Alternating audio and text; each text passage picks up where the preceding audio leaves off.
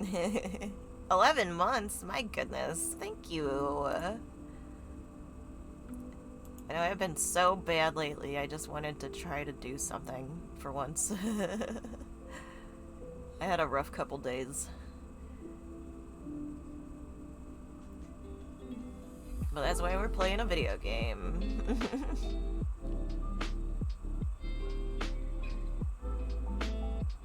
Yeah, weather and life have been rough on you. Yeah, a little bit. It's supposed to mix snow rain again soon, right? My body does not like it. I know, but I want to achieve my goals, which is streaming a lot.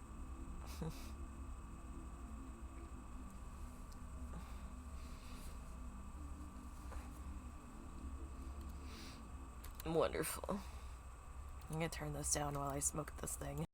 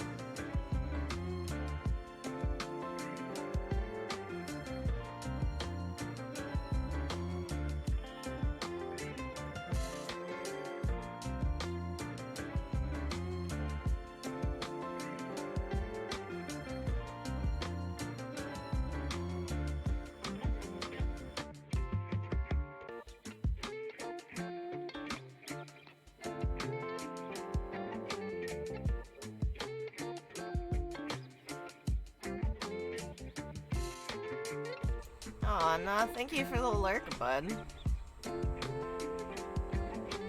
And yeah, enjoy that Pokemon.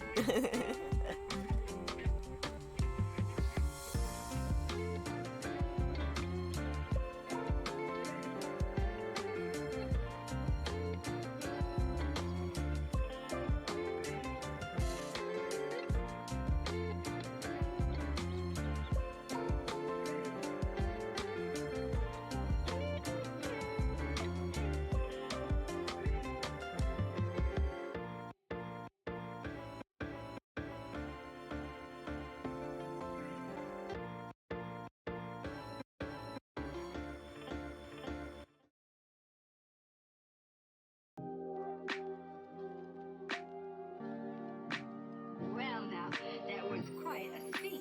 Oh, I'm sorry if I bored you. Bored me? Oh, no, no. Oh yeah, Quite the opposite. Chef, give this man a shout out. No. He's a very good, awesome streamer, and I think everybody should follow him.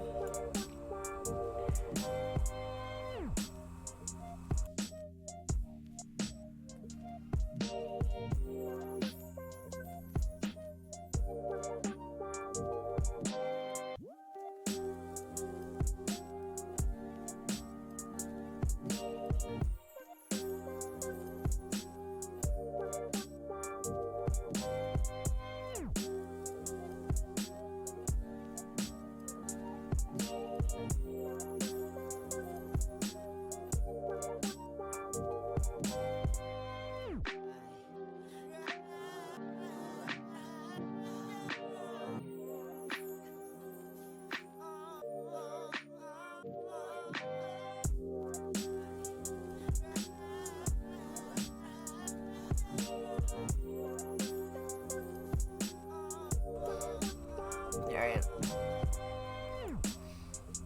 Gonna need to turn this down. Let's see how this thing comes out.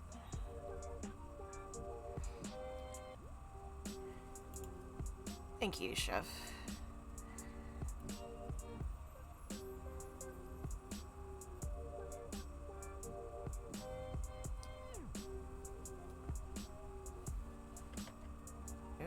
Well, let me pop out. Let's see. Ooh, that's very loud in there. Sorry, while I fix this.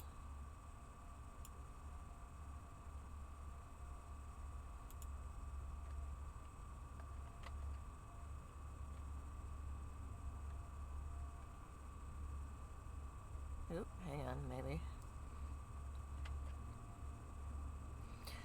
Hello, computer. What are you doing? Let's close this. Maybe that'll help it chill out.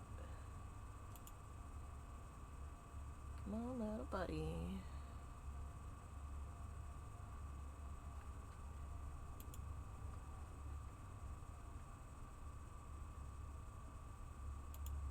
Oh, so I can't get this. Oop. Hang on a second.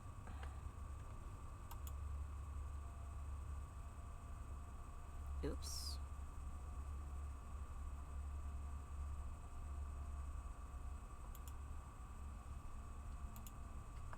The heck?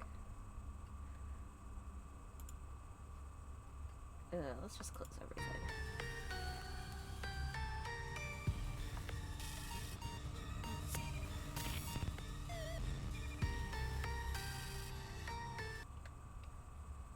I'm sorry, give me a second. I don't think I can stream this. I might need to... let's just do a window capture, or display capture. It's fine.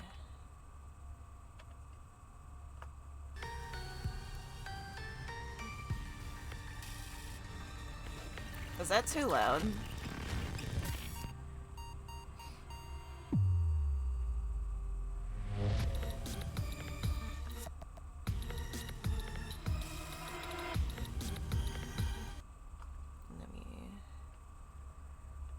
Wow. This is kind of rough. I apologize. Let me turn it down a scotch. Oh. It's gonna be like this, isn't it?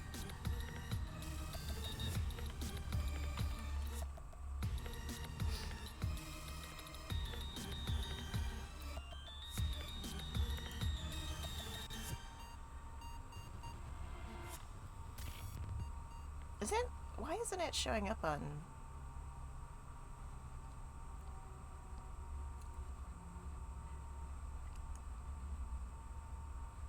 I can't even click on anything. What? Alright. Hang on. Let me fix this. This is being real... What the fucky?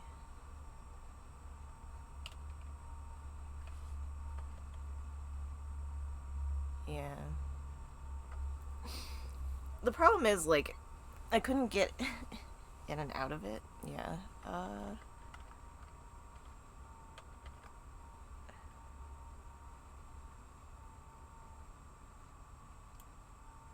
we go.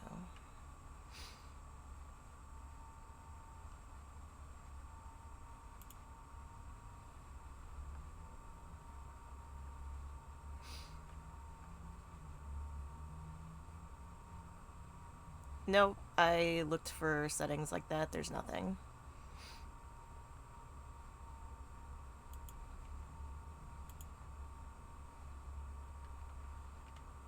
Yeah, I know.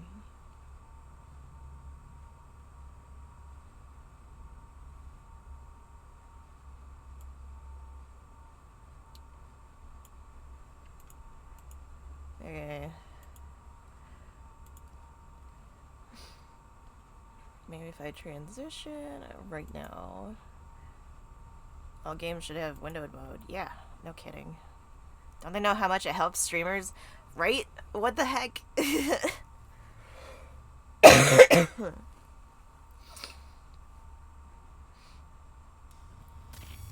Is it not showing up?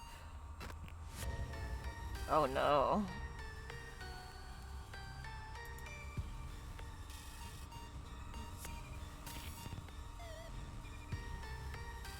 Uh-oh. That's no good. It's also overloading my encoder. Lovely. So maybe we won't be able to play this. Let me see if I can make it window capture it. Nope. No. Properties.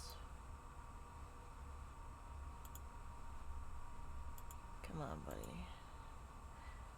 I did have to update shit.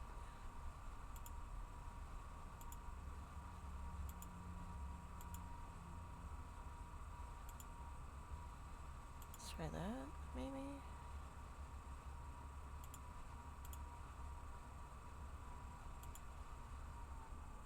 Oh no.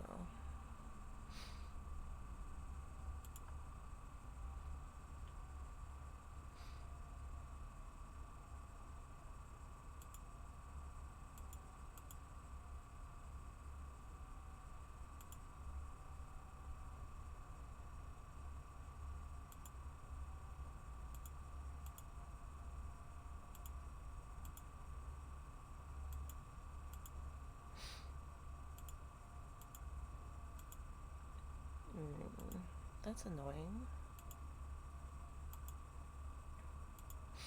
Well, I guess I'm playing this game at some other point.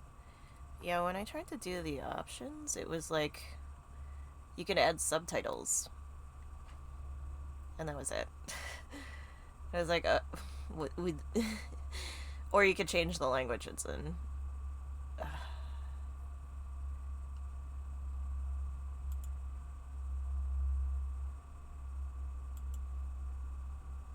Maybe if I change it to this, I can do it. No.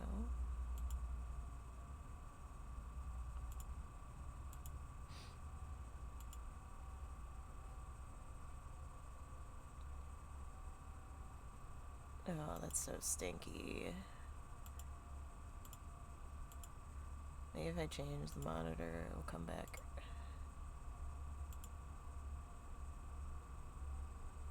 Poop. And I can't get the window capture to get it either. That's stinky.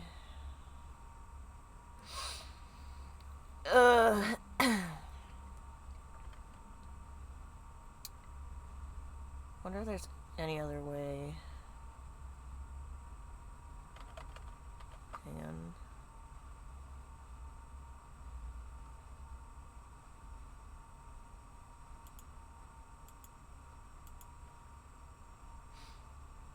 Hang on. I hate this. This is annoying. I really just wanted to play this game on stream.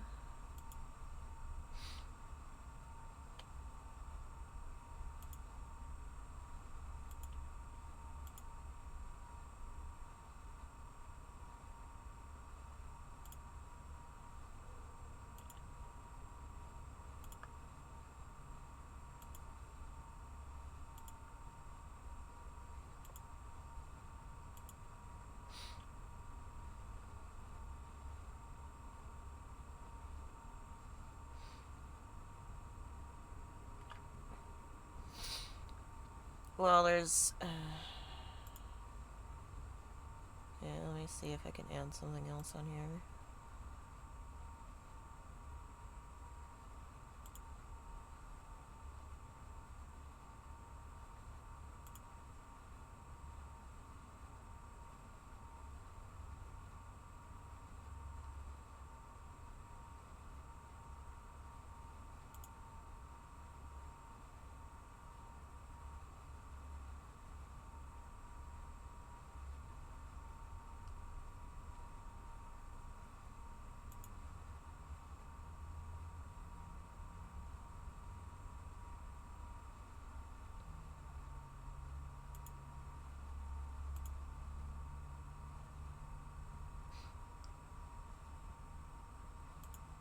Alright, let's see if this will work.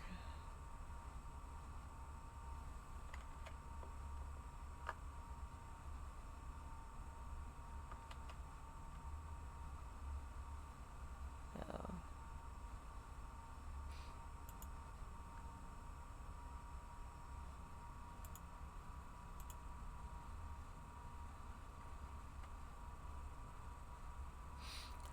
Like, yeah, the game capture won't work either. Let me try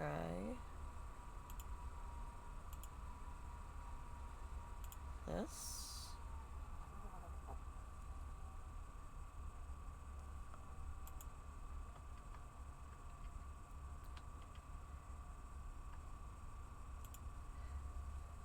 Alright, bring this over here.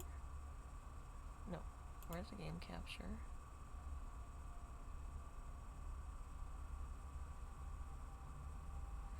Oh my goodness. I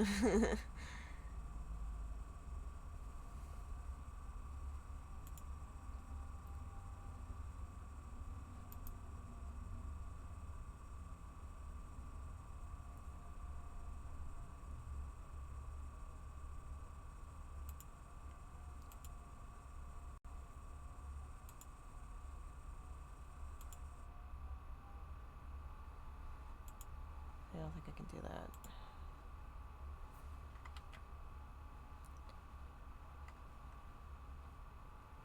Now, where is it?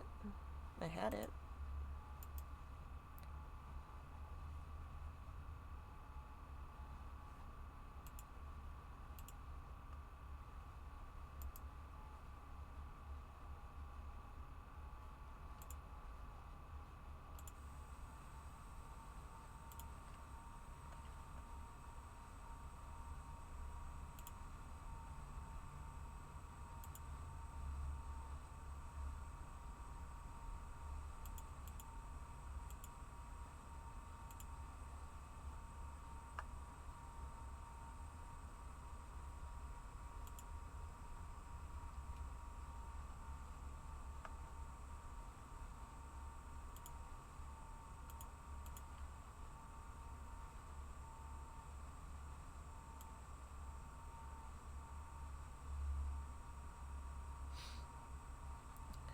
Why won't you show up now?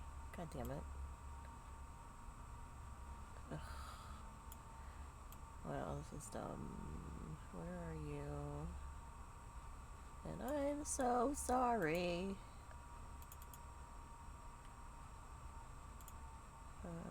Can you put this up?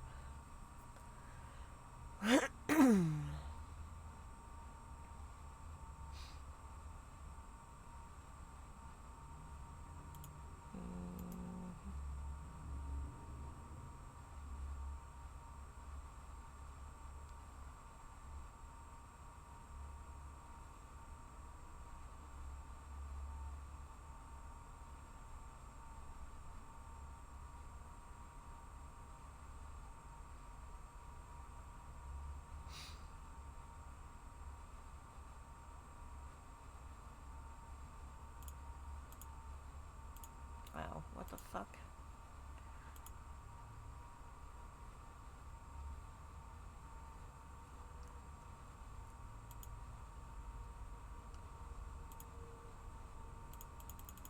And it won't come up either.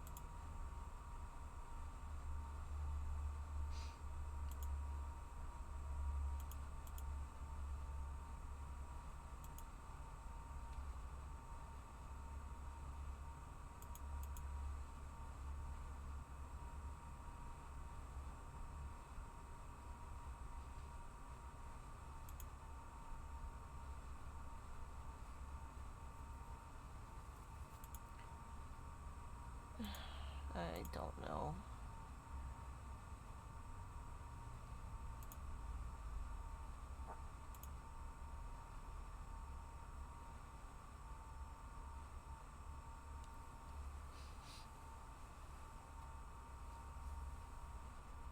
Hmm.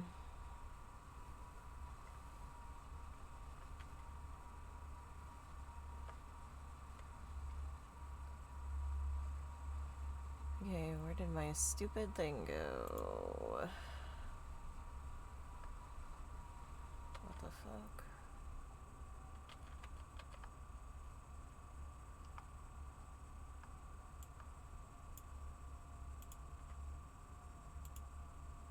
So it doesn't like when you leave the thing.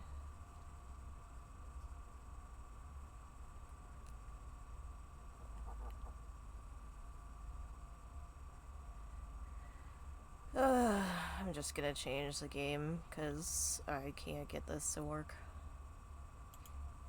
That's fun.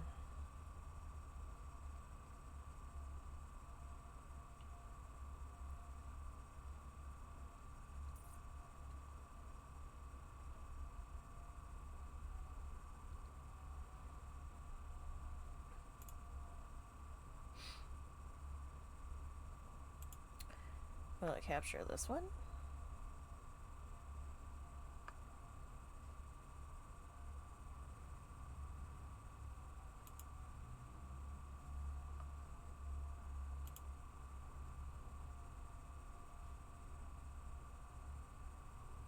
Sure does.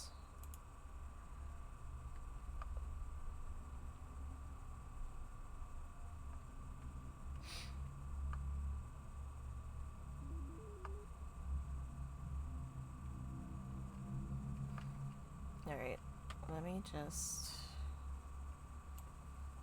change my game thing on here. Bruh.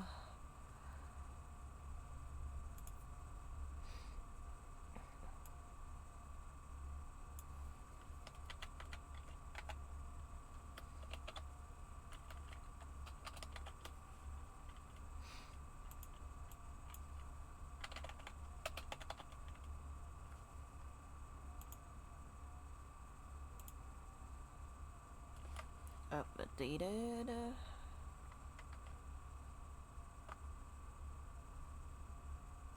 We got this back up. Alright, let's log in. Oh gee.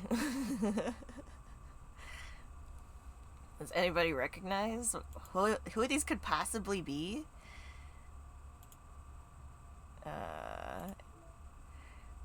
So this is pictures. Doki Doki Literature Club Plus, which I got all the cool pictures.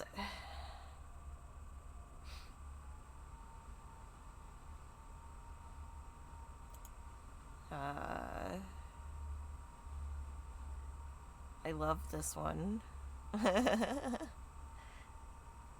don't know why. I think I love that Sayori is a Mukau too.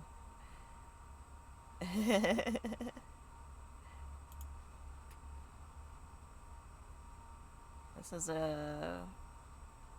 That was shared. I finished all the side stories. This is adorable. They look like they're in love. Personally. I love this.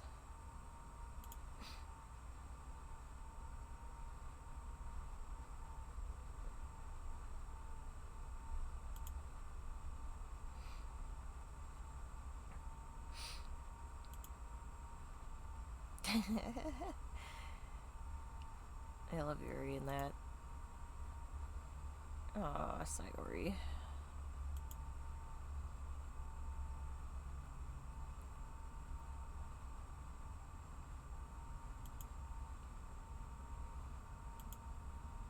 It was like initial concept art. Different hairstyles for Sayori. Sketches Sayori's initial character design. Monica.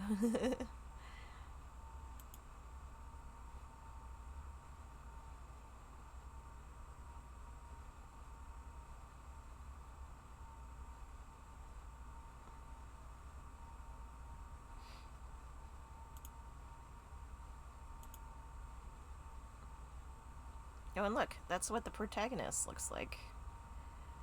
Anyway, yeah, there's a lot of that.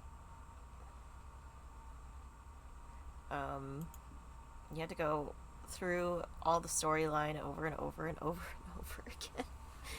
It was a little rough. So let's do one of the side stories. Since these are nice stories, there's no horror in them, we can actually just watch them. But I love the main game. But we're just gonna do some of the side stories, because I always wanted to do the side stories.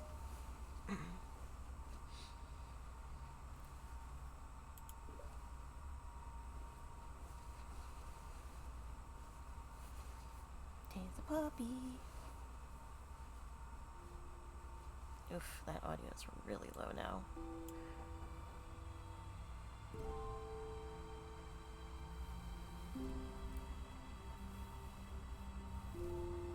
Yeah, it's just normal stories.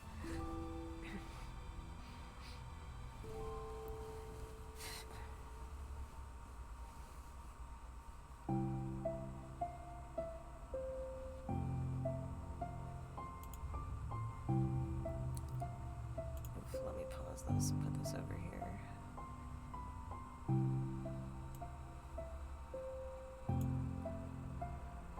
Okay.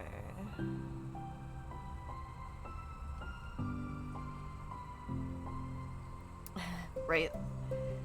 Okay, everyone. The literature club is starting.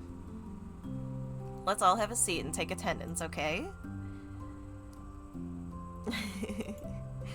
Ugh. I missed debate club. Who knew it would be so difficult to start a new club? I feel worse with every day that passes without anyone coming in. I'm really starting to lose confidence. Monica's the only member of the literature club. Let me turn this down a teensy bit.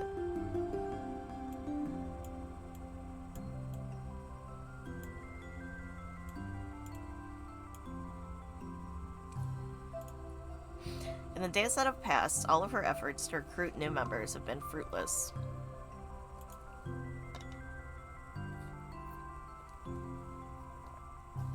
Am I going about this wrong?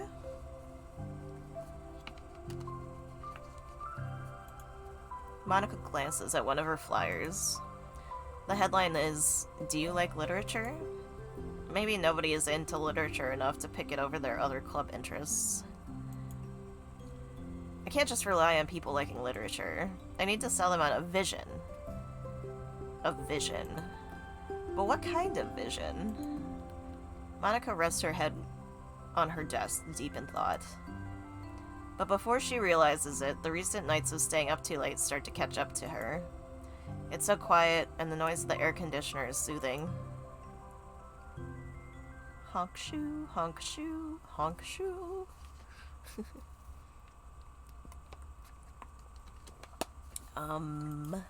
Hello? Sayori! Damn, that's loud.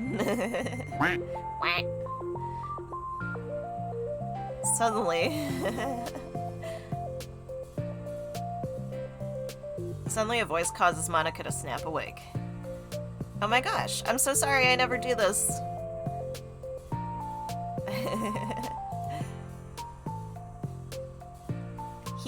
Is this a napping club?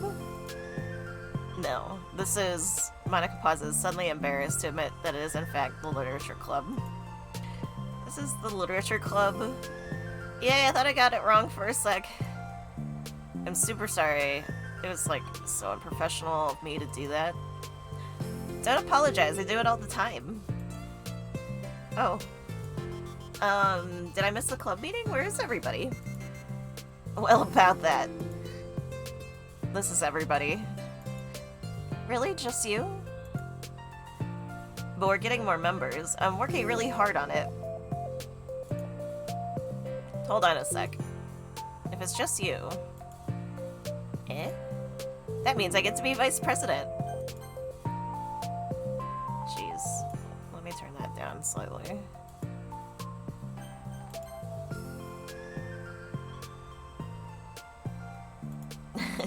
Wait, vice president?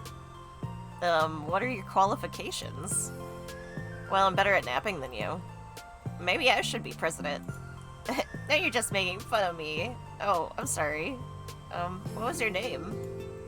Sayori? Okay, Sayori. I've been trying really, really hard on this club.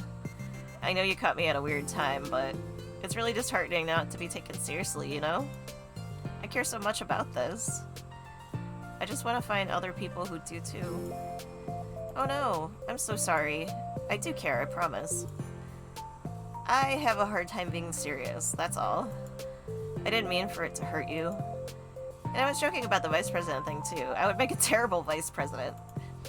I mean, I'm sure that Monica tries to say something reassuring, but it's difficult when she still doesn't know much about Sayori.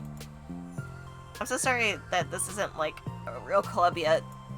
Would you still be interested in joining after I found a few more members at least? Well, no. I want to join now. Really? Yeah, it sounds like a lot of fun. Besides, I can tell how hard you've been working. You're doing something amazing and you should be proud of it, you know? So let me help you turn something stressful into something fun. If nothing else, I'm good at that, so... Honestly, how could I possibly say no to that? That's really sweet of you, Sayori. Oh, I'm Monica, by the way. Monica! That's such a cool name. Oh, now you're just trying to cheer me up. But you're smiling. Well, I didn't say it didn't work. Monica glances at the flyer on her desk and realizes her name is already written on it. So what do we do first? Well, it's getting pretty late, isn't it? We can go home and try to come up with new ideas to recruit club members. I can do that. Cool. And I think we need to put some more thought into my vision for the club. You know, like a mission. My mission is to make everyone happy. Huh. Yeah, something like that. I need to think about it. Hey, do you like hugs? I guess so. Sayori suddenly pulls Monica into a friendly hug, then let's go. Some people can just really use a hug sometimes. Besides, Sayori whispers loudly, hug energy is what keeps me at my best. Haha, hug energy? Monica laughs. Although Sayori is very different from her. Ugh. Bro. Although Sayori is very different from her, Monica feels her spirits lifted. Maybe it's just because she's finally found another club member. But... well, I'm looking forward to tomorrow then. It'll be fun. Yeah, I'm excited. I'm gonna think really hard about tonight about how to get more people. Yeah, me too. And that's how they met. A day passes, and the time comes for the literature club, Monica and Sayori, to reconvene. As president, Monica ensures that she's the first to arrive to the club room. But she finds herself waiting longer than expected for Sayori. It's been 10 minutes already. Maybe Sayori changed her mind about joining? No, that can't be. She was so excited yesterday. But I'm getting kind of worried. Suddenly, Sayori comes bounding through the door. In her hand, she's holding a sheet of paper. Sorry, I'm late. I'm here. It's okay. Welcome back. And Sayori spins over to Monica. Oh my god, sorry. Sayori spins over to Monica and deposits the sheet onto Monica's desk. Oh, what's this? Aww. Take my hand. Take my hand, take me forward. Take me to your dreamland. Caution me to watch my step, so I can't look back at my footprints. Climb the stairs ahead of me while I look up to you. The more I look forward, the more I look up, the more I can lend to you. If you can trust me to follow your pace, I'll trust you to set it. If you can trust me to bend If you can trust me to lend you a smile, I'll trust you to return it. Take my hand, take me forward, take me to your dreamland. Hey, this is really good. You wrote this, Sayori? Of course. Wait, no, that's the wrong side of the paper. Huh? I wasn't ready to share that yet. I'm so embarrassed. Monica flips over the paper. Written on the other side is a list of ideas recruiting new club members. Oh, this is what you meant to show me. But I'm curious now, do you write poetry often? I do, but I'm sure that I'm not anywhere near as good at it as you are. Nah, really? I'm actually terrible at writing poetry. I've never written anything I was happy with. Like, I always read it again in a week after I write it, and I'm like, wow, this is so stupid. I don't know. It's like the dramatic version of me doesn't agree with the person I want myself to be. Or something like that. Aw. You should have more confidence in yourself. You're the literature club president. Nah, I guess you're not wrong there. I need to, like, set a good example or whatever. You know, I can envision the club doing something like that. Doing what? You know, like sharing poems we write and stuff like that. Oh yeah, I would love that. It's such a good way to learn about other people, you know? It's like we have so many emotions that we can't express to other people usually. But you can when it's in a poem, right?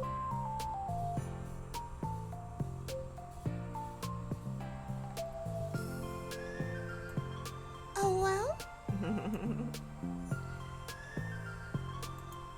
Yeah. I think that's helping me form a more cohesive vision for the club. Hey, OTG.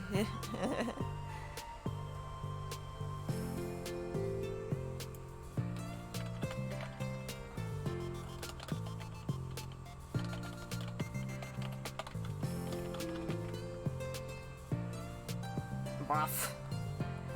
Get love, jerk. Yeah. I guess I could just call you James. I mean...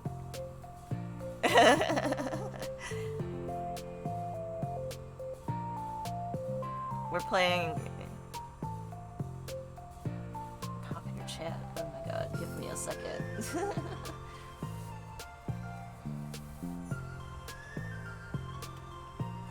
I don't know what the game is, but I love free games.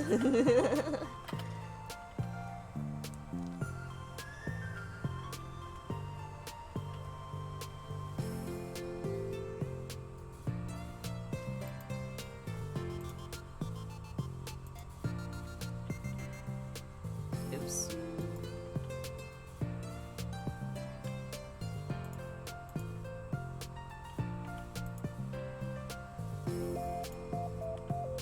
Boop boop boop boop boop boop boop boop boop.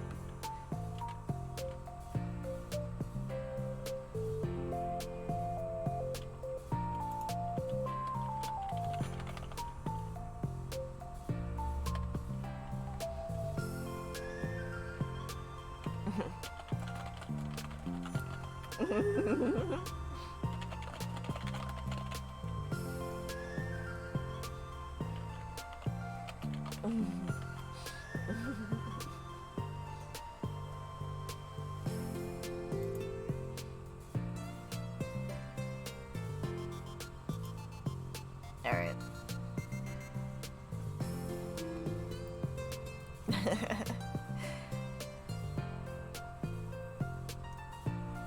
Oops. Let's pause this. Okay. I think that's helping me form a more cohesive vision for the club. I'm so glad you showed me. Well, even though it was by accident. Me too. I felt embarrassed at first, but now it feels kinda good that someone else read it. I'll try to show you more of them in the future. I'd love that. Oh geez, I'm getting distracted. Do you want to go over this recruitment brainstorm together? I brainstormed so hard. It was like a brain hurricane. Oh my god, I love this look on her face. She's so cute.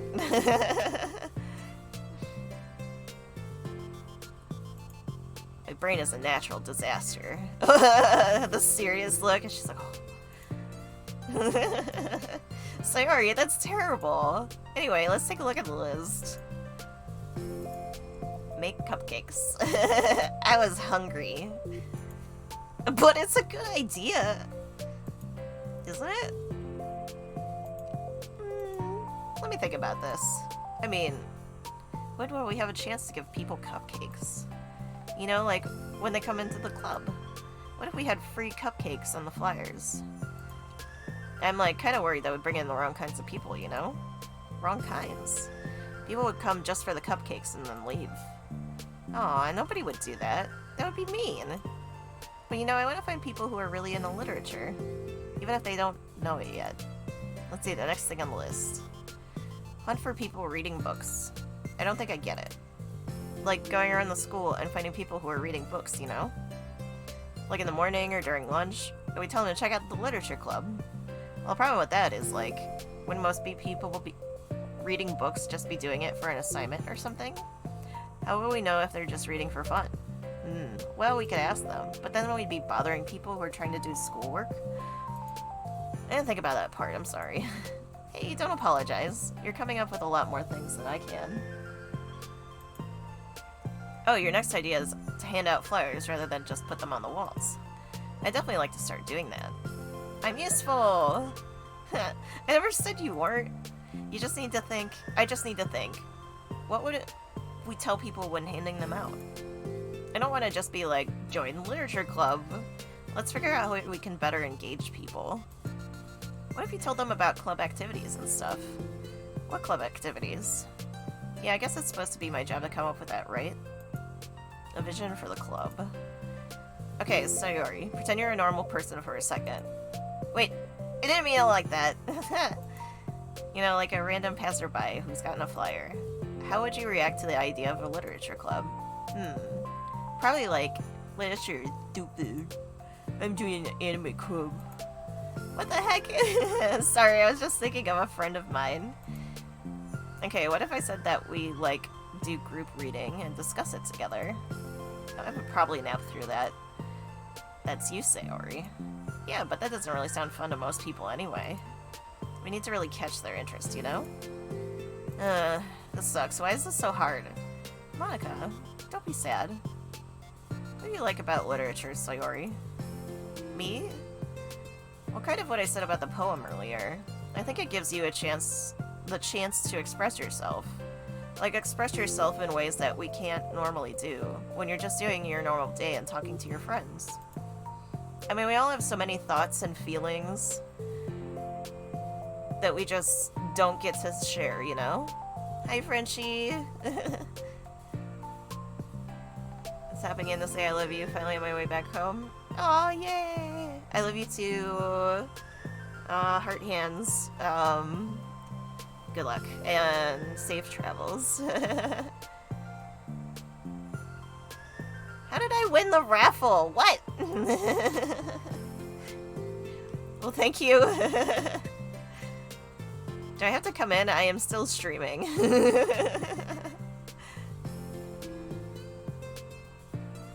Collusion? No collusion. I was just raffled in the middle of my stream. There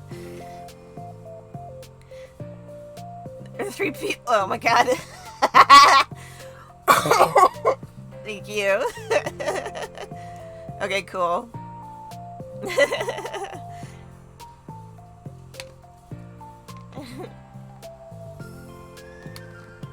I love both you nerds. You stole the game. I did not. Maybe you should have raffled too. Thank you for the follow, Igor.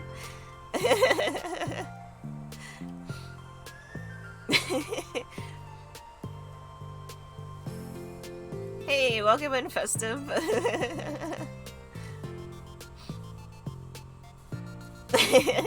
I guess not. I will. I love this Doki Doki. It's the nice one that doesn't have anything bad happening. Oh my god.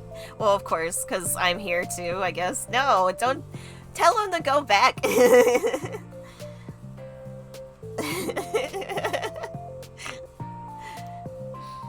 Don't be mean. James' streams are good, way better than mine. I'm not that interactive with my chat as I am as James is. Alright, back to the game. I love this game. I mean, we all have so many thoughts and feelings that we just don't get to share, you know? It's like intimate. Yeah. How do we get that across to people? We could be like, express your true self. Be intimate with us. Okay, that's kind of... Yeah, just kidding. Oh my gosh! What is it? I forgot all of my things in my classroom. Sayori has ADHD, I swear. I must have gotten too excited and rushed here, silly me. Rushed, but weren't... Ah, never mind. Did you get your stuff then? I'll forget it if I don't do it now. Yes? See? More proof. Nahaha. Well, I'll wait for you then. Okay, it'll only take a second. The Sayori dashes out of the room, leaving Monika momentarily alone. Monika sighs and starts jotting her thoughts on a sheet of paper. Express yourself. Be who you want to be. Make new friends. Discover a new you. Discover your heart. No. Write your heart out. Nah. Write into your heart. Write the way into your heart. Join the literature club. Write your way into your heart. Wow, that's lame. Monika! Ah! You startled me! Sorry, but it's something important. On the way to my classroom, there was a girl reading a book. Reading a book? Let's hurry up and recruit her. Wait, are you sure she's just not doing homework? I could tell she was really into it. I guess we can take a look. Monika grabs one of her flyers and stands up from her desk. Then the two depart the classroom with Sayori leading the way. This way! You don't have to run. Sayori leads Monika over to a particular classroom, then lowers her voice to a whisper. See and hear. I love her serious face. Monika peers through the window. Sure enough, there's a girl sitting alone, intently reading a book. I feel like a creep doing this. You should go inside and talk to her. Me? You're the president, and I would probably scare her away. Okay, fine, I'll do it. Monika takes a deep breath, then timidly enters the classroom. That was fast. Oh gosh, I'm so embarrassed. Why? What happened? I entered the classroom, and she didn't even look up from her book, so I kind of just left the flyer in her desk and then walked out. Nah, that's kind of cute. But I'm sure she'll see it and want to join the club. I hope so. Shall we head to the book now? Head back now? The two head back to the classroom, Sayori feeling rather accomplished, and Monika still feeling a bit embarrassed by the encounter. Upon returning, Monika and Sayori resume their strategy meeting. They discuss various different kinds of recruitment. Various different? Come on, guys. I have more faith in your writing than this. They discuss various different kinds of recruitment tactics, from professional to silly. After going through Sayori's list, and with Monika coming up with ideas of her own, the two end up in a better spot than from where they began. Then where? I said that wrong. It's fine. My dyslexia is strong today. Well, I would say today was pretty productive, wasn't it? Yeah. I think we're starting to make progress. I can't wait to get some new members. Hey, what's this? Sayori appears at the sheet of paper Monika was jotting on earlier. Oh, don't mind that. I was just thinking to myself. Join the literature club. Write the way into your heart. That's so cute! I thought it was a little overdramatic. But Sarah pauses and thinks for a moment. You know, I don't think you give yourself enough credit. What? What do you mean? Like, I don't know. I feel like I can tell from talking to you today. It seems like you're always afraid of doing something wrong. Yeah, but would you call yourself a perfectionist? Yeah. Yeah, I definitely am. I mean, I always have an idea in my head of how I want things to go, and it's like I can't accept anything less than that. But I think in the end, it helps me to try my hardest at everything, so I don't think it's that bad. Like with this club, we had such an opportunity to make it into exactly how we envision it. But it feels like we only have one shot at it. So I'm just really afraid of it deviating from that, the vision. What's the vision? It's. Monica pauses to think and then shakes her head to herself. She sighs. I don't know. I just want everyone to. Monica trails off. Smiling, Sayori taps her finger against the sheet of paper. Right the way into your heart. I think what you're trying to do is to make the club that you need the most out of anyone. Well, you're the one who knows yourself best, of course. But I'm here to help you.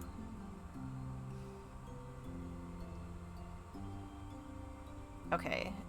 This is such a good interaction, I feel like, because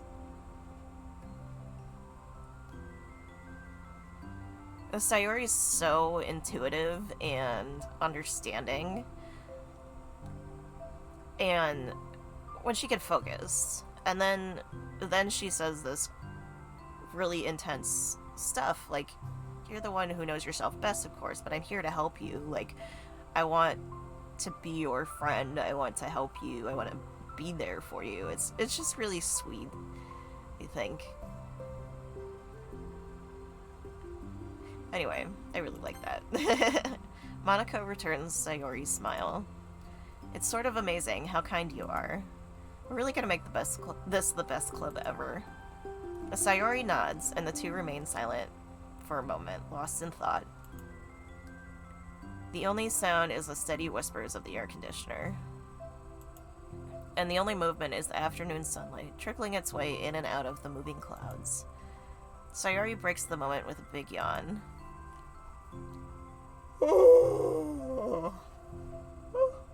I had to actually yawn. Time to go home? You tell me. You're the president. In that case, today's meeting is officially over. I look forward to tomorrow. Me too. Sayori beams and grabs her things. You can go on ahead. I need a few minutes still. Oh, I can wait. That's alright. I just want some alone time. In that case, Sayori waves enthusiastically at Monica. Good luck.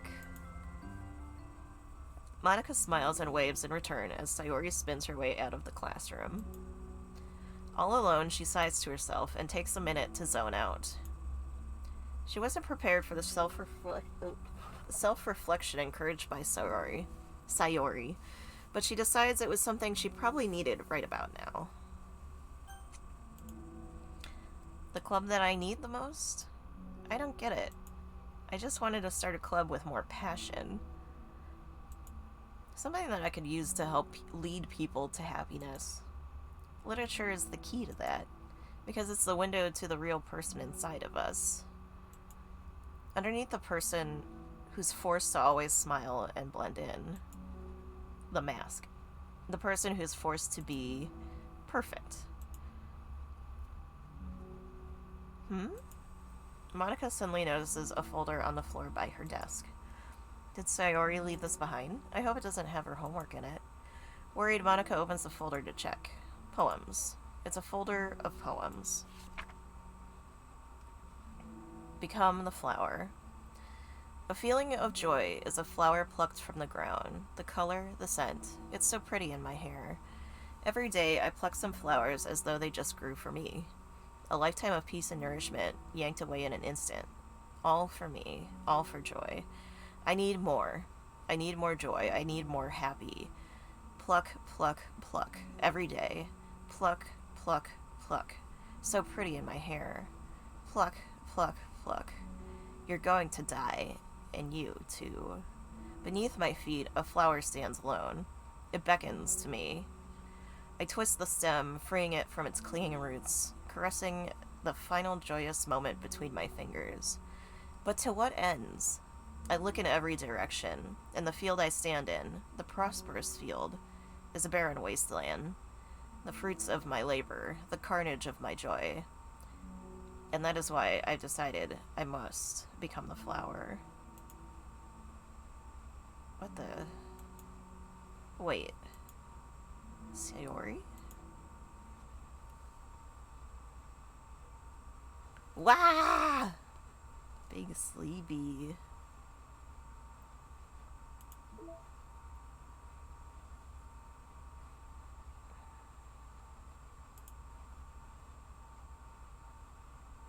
Sorry, that's other stuff. Okay, before we start this, I need a coffee. Like, really fucking bad. So, I'm gonna play some music, and then we're gonna listen. Let's see. Maybe I'll play some music.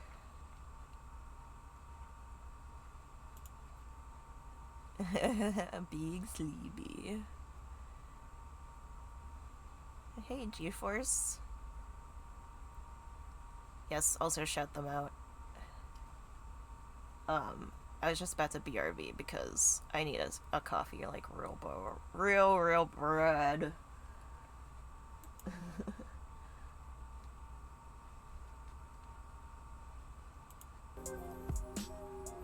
Let's change it to a different one.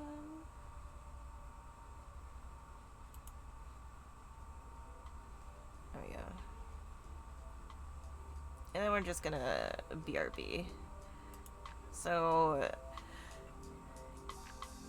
have a stretch, get yourself a drink. Let's reconvene in like 3 minutes. Depends on how long it takes my coffee to make, but I'll be right back.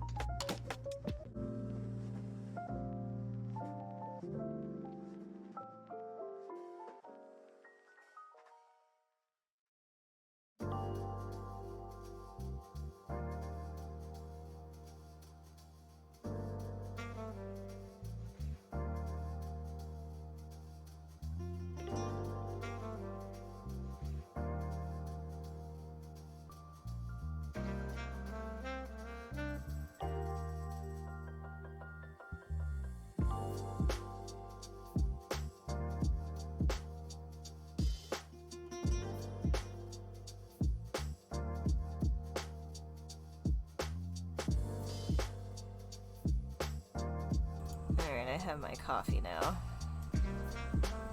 Hooray.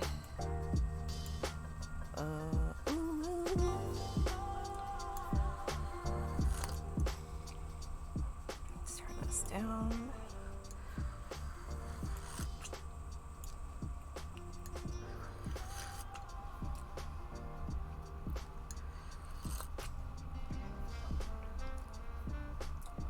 I may need more sugar in my coffee.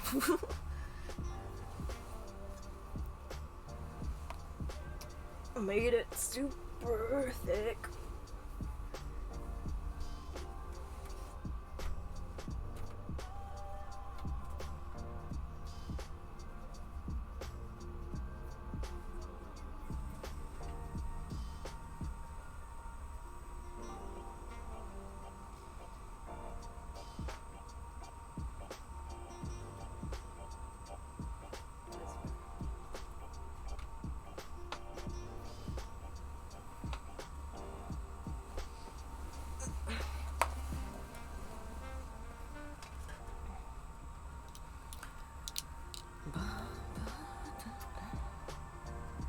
I'm really liking this chill list I found on Spotify. DMCA free songs. Just kind of chill songs. It's nice.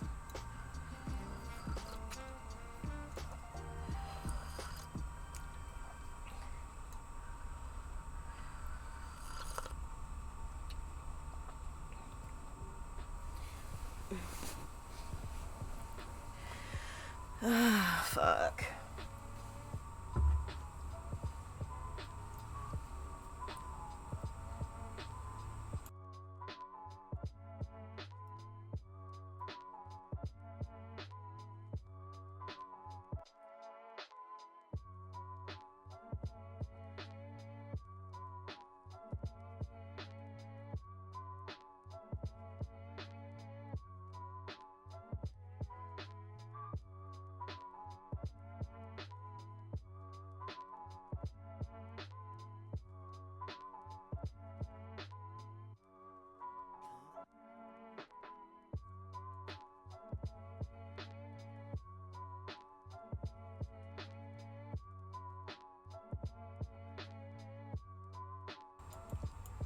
Alrighty. Meh? Meow?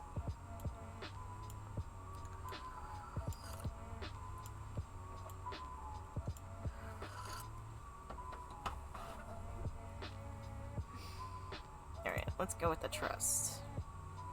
Oh, wait. Alright, we back.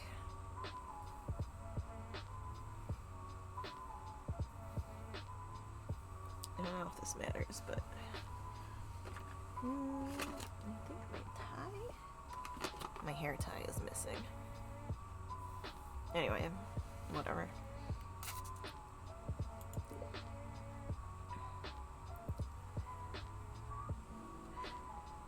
Oops. Another day passes in a flash, and it's already time for the next club meeting.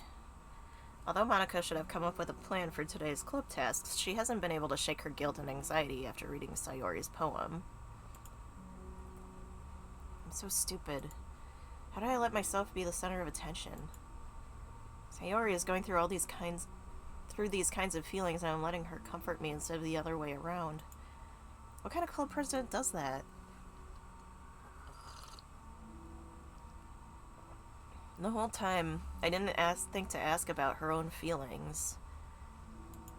So much for the stupid vision. Sayori enters the club room with her usual smile. But upon seeing downcast Monica, her smile quickly fades into an expression of concern. Monica? Is everything okay? I'm really sorry. I'm such a terrible friend. Huh? What are you talking about? You're an amazing friend. Monica shakes her head. I made this all about myself. Even you said so yesterday. You told me that I'm trying to make the club that I need the most, right? But my problems are so trivial compared to yours. Sayori responds quietly. What are you talking about? But as she says that, her face darkens. Through the silence, Sayori mutters her realization. I left my folder here. Monica stares blankly ahead, unable to come up with a response. I wasn't ready to share those. Now you're worrying about me. I don't want that. But why? We're friends, right? Wordlessly, Sayori nods. Friends look out for each other. I want to be here for you as much as you're here for me. Another long moment passes in silence. The air is incredibly heavy. This is different. It wasn't just about you yesterday, it was about the club. Besides, things were so happy yesterday. You don't need to do this all of a sudden. I don't want it. I like happy, so if you do this, then you're just being selfish.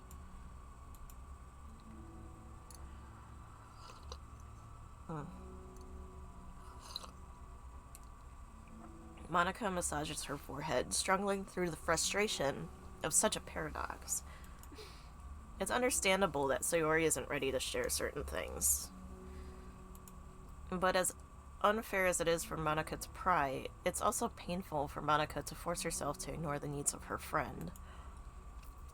I'm sorry I looked. I disrespected your privacy. No, I don't blame you for looking. You would have at least needed to check if it was mine. Yeah. Monica takes a deep breath. Okay. I understand that you don't want me to worry. And I think I'll be able to put this aside so that we can move on. But can you promise me something? Promise you what? Monica pauses to collect her thoughts. This is the literature club. It's a place where people can express themselves in ways that life normally doesn't allow them to. That's the vision. In fact, it's our vision. Write that way into your heart, or whatever. So I just want you to promise me that you'll remember that too. It doesn't have to be right now, but I want to be here for you when you need it. Hey, Juice. Hello, motherfucker. Good to see you.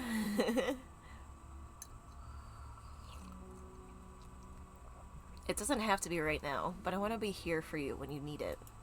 I want us to be ourselves like that. Sayori smiles gently. Yeah, stream's going great. I'll promise if you promise. Unable to help it, Monica returns Sayori's smile. I promise. Me too. As the conversation closes, the mood in the room is lifted. With that behind them, it's time to proceed with the club activities. So, want to teach me about poetry? Huh? But what about recruitment? It's fine, we have plenty of time for that. But right now, I feel like I want to do this. I mean, I do have to fulfill my end of the promise, you know? There's no way I could say no to that. Just don't expect much. I do a lot of writing, but it's not like I'm a scholar or anything. That's fine. I think I just need, like, some motivation. I never know where to start when it comes to writing poems. Oh, those are cute emotes. Is that a cat Kirby? Oh my god. That's so cute. Starting isn't so hard. You kind of just need to write down your feelings and see where it takes you. Yeah, but that wouldn't come out any good. It's not supposed to. You're gonna have to fight your perfectionist mind on this one. You can just start by writing your feelings and see what kind of things it makes you think of. And then you can turn your feelings into a little story. You can get your feelings down first and then make it sound pretty later. It's not like building a railroad where you go from one end to the other. It's more like a collage where you find all the things you want to put in, and then you arrange them in a pretty way. At least that's how I do it. It's not like it's the only way. But it's a really good way to not get stuck right in the beginning. I understand. Yeah, I always get so caught up in how it sounds that I forget about what's actually important. Monica pulls out a pen and paper to start writing on. Stop being a perfectionist. You idiot. Ha, I'm just kidding. Monica scribbles out, you idiot, after she writes it down. No, keep it. What? Why? Are you calling me an idiot? Of course not. But the point is that you're not supposed to police your feelings, right? Be as dramatic as you want. But I was just, well, yeah. Underneath the scribble, Monica rewrites, you idiot. She stares at the paper. Her words stare back at her. It's kind of funny how I wrote down that I'm mad at myself for. Wait. It's kind of funny how I wrote down what I'm mad at myself for, and then I did the exact same thing anyway. This is really gonna take some getting used to. I believe in you. Thanks, I do too. I mean. But also you, of course.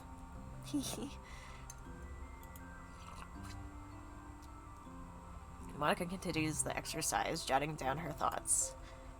It's surprisingly quite a struggle to write without overthinking it. But after a while, with Sayori's guidance and encouragement, Monica's sheet of paper begins to look fairly lively, peppered with all of her random thoughts. Phew. Monica looks up and down her sheet. Gosh, I feel so tense looking at this. I hate it. But it's also kind of liberating. I can tell how hard you're trying. It makes me happy. I think you'll be good at writing poems. Haha, don't give me too much credit. I'd have to try really, really hard at it. But I think it's something that I'll enjoy doing. With you. Sayori beams. I'll stop here, but we still have time. Let's try and work on a new flyer for the club. I won't be so picky about the language. Yay, let's do it. Monica and Sayori proceed with their work. With each passing day, the two of them become more confident in the club. Not simply from their recruitment planning, but from their vision as well. As their bond strengthens, so does the essence of a literature club. Finally, they begin to truly feel it's only a matter of time before they find more members. Aww. Another day passes. As usual, Monica is the first one to the club room. With her is a printout of the revised literature club flyer, complete with all the new ideas Monica and Sayori came up with. If only this was the flyer we gave to that one reading girl the other day.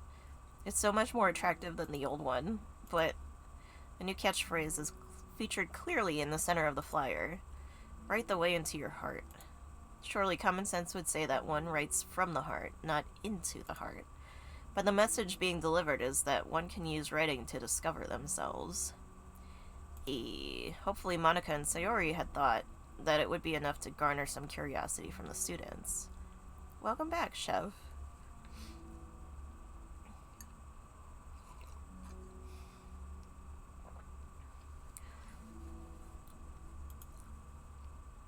Why do I feel so tense looking at this?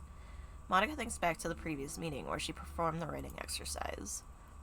Was I always this bad at expressing myself? How am I supposed to be president if I can't even demonstrate what the club is supposed to be about?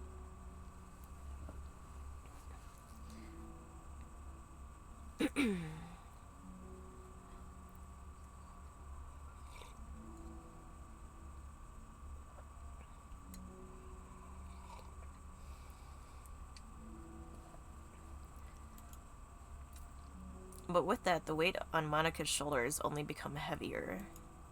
The Bay Club was always about rigid structure, formulating airtight points and counterpoints and delivering them without conviction. It was about the person on the outside. That's why Monica was so good at it. It existed entirely within her realm of comfort. It's suffocating. I need to break through this mental wall. I need to learn to express myself for real. Monica pulls out a sheet of paper and grabs her pen. She presses the tip of the pen firmly against the paper. But her hand doesn't move. Instead, a tiny blot of ink collects around the tip of her pen. Monica lifts her pen and stares at the little blotch. For some reason, she feels compelled to run her finger across it. As she does so, the black ink smears across the paper, ruining Monica's canvas. Ugh. Out of spite for herself, Monica presses down her pen once again, letting the ink collect. She creates a second smear on the paper. Come on, Monica. Just move your hand. Monica writes. This is what I get for seeking perfection. A stain. Rough. Monica slides the paper away from her and puts her head down on the desk.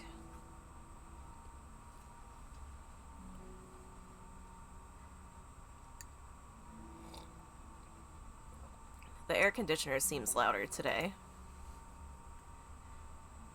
I'm here. Hi. Monica hears Sayori approach her desk, then stop for a second, probably reading the piece of paper. Then she sits down at an adjacent desk. Bad day? Me too.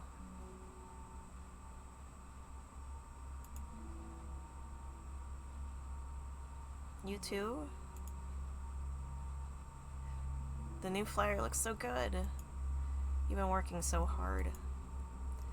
On the club, but also something else, I think. I can't do it. I'm sorry. It's so hard to just be vulnerable.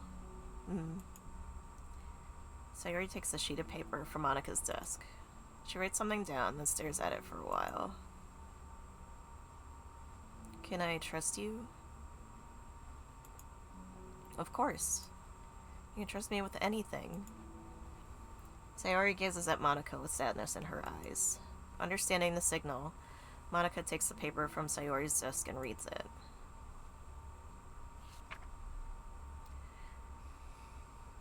Sometimes I want to die.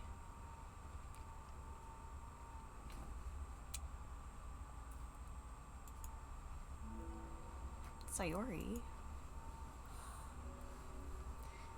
This is super emotional for me. Okay.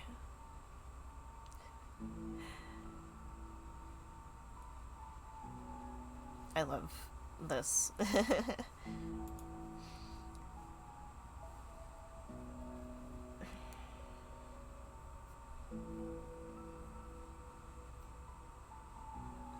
This is really, really hard for me. Her voice shakes. So if I can do it, then you can too. Because you're like a million times better than me. That's completely not true. Sayori takes a deep breath, trying to steady herself.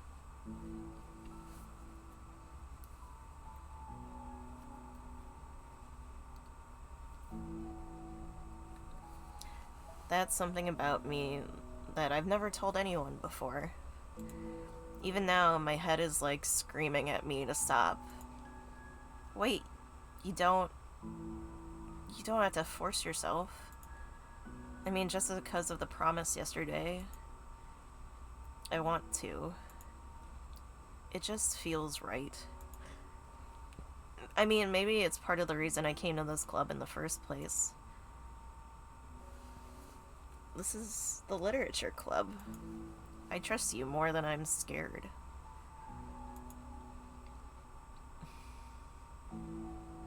At those words, Monica stands up. Sayori must have taken days to work up the courage for this. Were Monica's own futile but genuine efforts actually the push that Sayori needed? Yes. Yes, it was. Sayori's deliberate breaths can be heard over the air conditioner. She prepares herself to continue. Monica waits in gentle silence.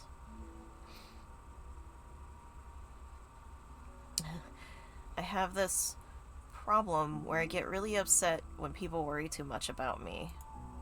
I can't control it. It's like, why waste your energy worrying about me when you can just be happy instead?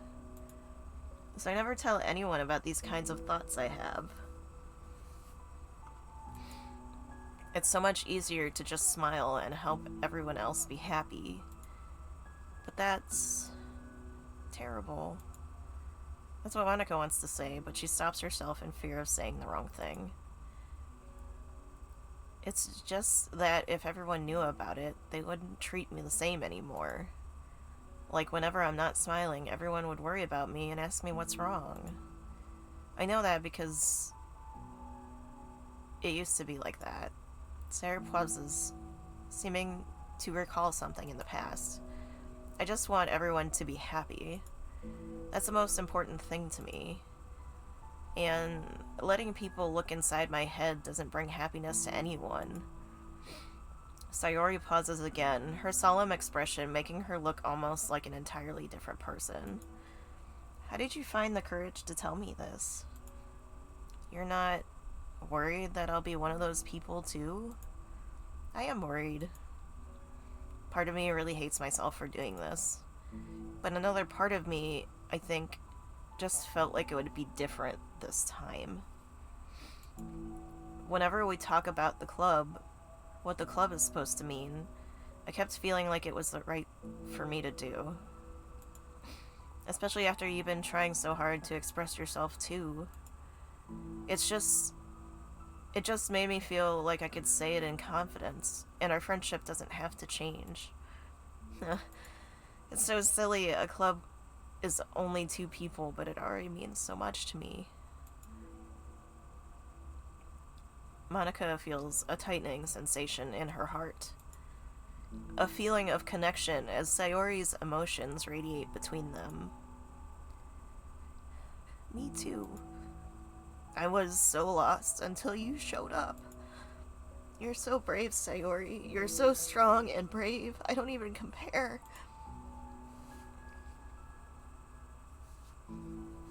Monica steps forward.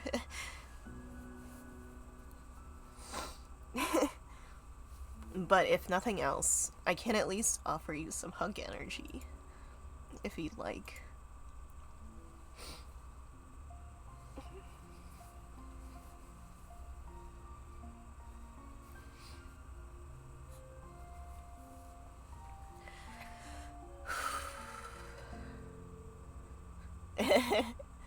No, it's fine. This is how I deal with my feelings.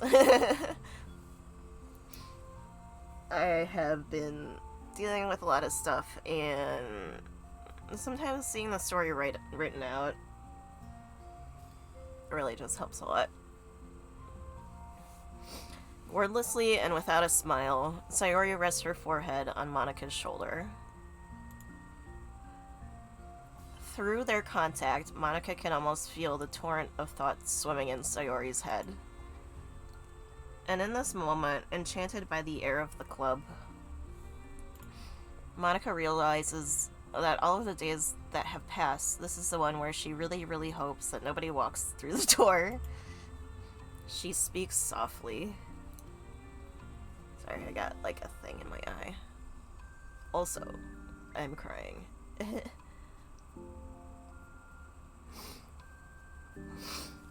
She speaks softly. You're like the sweetest girl I've ever met. You can say anything. I'll never judge you. I promise. Sayori's breath begins to quiver.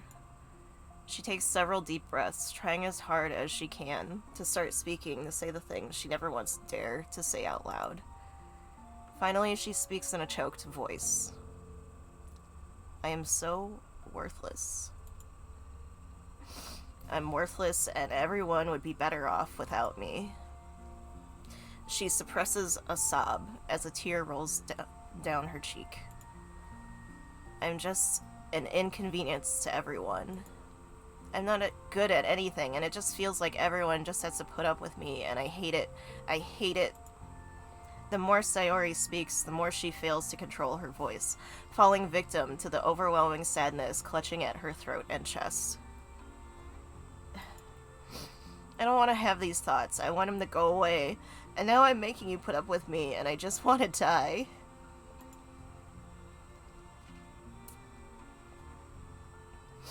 As soon as Sayori loses her composure, Monica becomes determined to keep her own. She only wants to be what Sayori needs right now. She won't let any sadness show. Her voice comes through as soft and gentle. This isn't putting up with you. It's just being your friend. Monica offers a few words of comfort. But she knows, Sayori said it herself, that the thoughts Sayori experiences are ones that don't belong. And Monica can't magically make them go away. The most she can do is help Sayori battle them, like any good friend would do. You have so much value.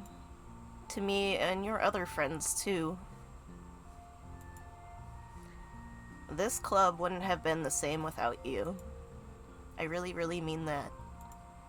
You coming here was the best thing that could have happened. Even if we never got any other members, I would still be happy. That's what brought you here. You brought us a vision, and you also brought happiness. And that's your favorite thing to do, right? Sayori doesn't respond, but Monica feels her gently nod. No more words are needed between them.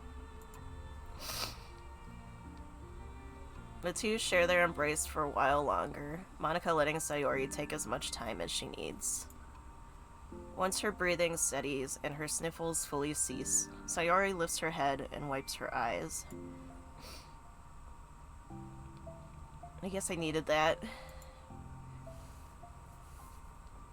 Some days are harder than others. Well, I'm here whenever you need me. But any other time, I'll make sure the things are the way they usually are. If that's what makes you happy. Thanks. You're the best. No, you are. The two exchange smiles. You know, I'm sorry to bring this up all of a sudden, but have you considered talking to a professional? Sayori nods. It's scary, since it's already so hard to tell people. Yeah. Well, of course, it will always be your choice. But if you're ever looking to find the courage for it, I can do my best to help you. Thanks. I think it helps knowing that you would. Sayori suddenly yawns and stretches. Wow, that made me tired. And hungry. Well, I won't make you do any work today if you're not up for it. No, I want to. I mean, I can say that is definitely one thing that makes me happy. Monica smiles. But I might want to get a snack first. All of a sudden, the sound of the door causes the two of them to turn their heads. The door opens halfway, then stops. A face peeks inside. A face that seems familiar.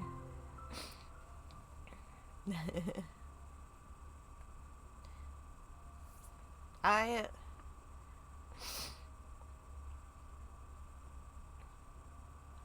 love these side stories. Like, Dan did such a good job on these.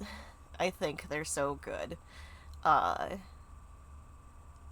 have struggled with suicidal ideation most of my life. The earliest I can remember is like when I was 7 or 8 were the first time I had suicidal thoughts, really. And a lot of it had to do with like the abuse I was living under and stuff like that. But you know, a lot of times a lot of people are that scared. There's also like the threat of being put in a hospital because of your ideation. A lot of people aren't willing to talk about that.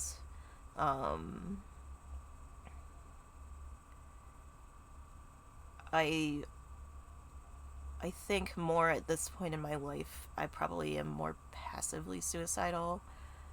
Like, I wouldn't fight dying, but I'm not trying to die, which is essentially what it is.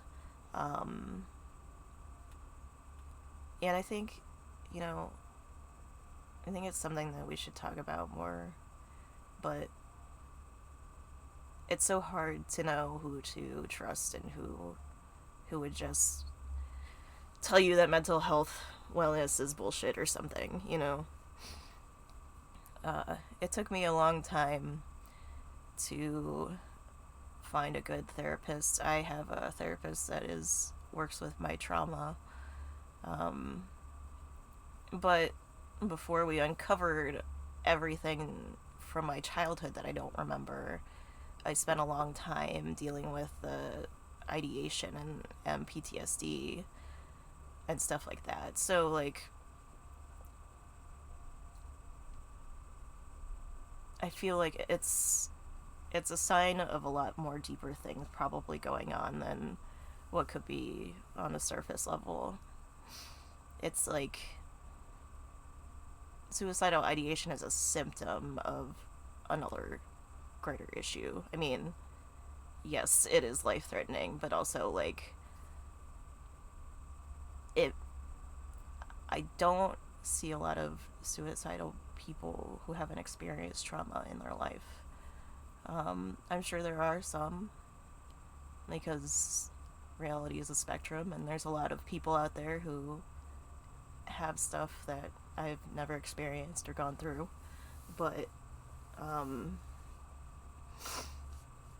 don't know. It's something, mental health is so important, I feel like, and we're having more and more studies coming out that say how important it is to talk about these things and not feel trapped like you can't talk about it, because that just makes it ruminate and be worse off than if they tried doing anything like even just poetry.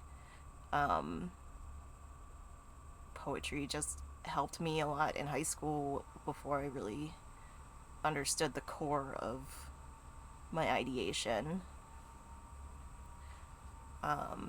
Which I didn't understand until, like, you know, my late 30s when I remembered what had happened to me as a child. So, I don't know.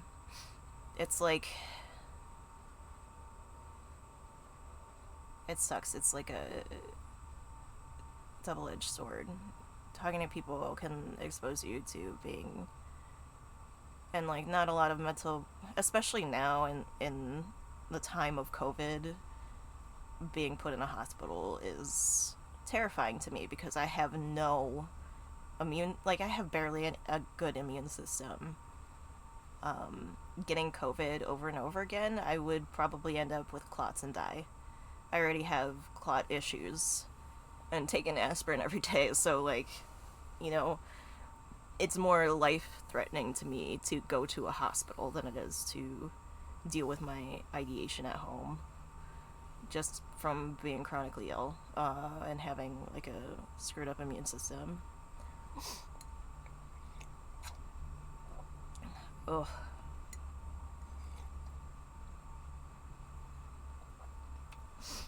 Let's see, how long have we been going for? An hour and a half. So, there's so many. Test VM? I don't remember this.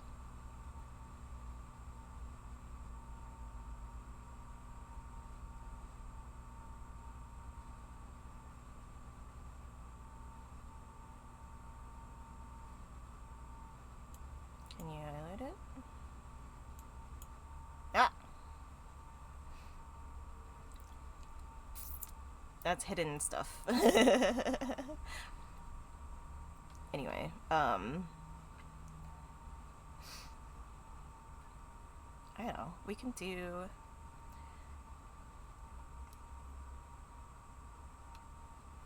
Alright, let's start with understanding.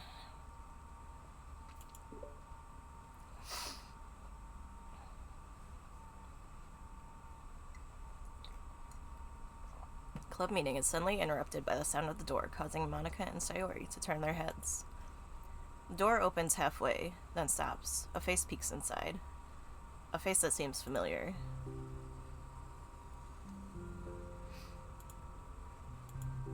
It's her face. I love her face.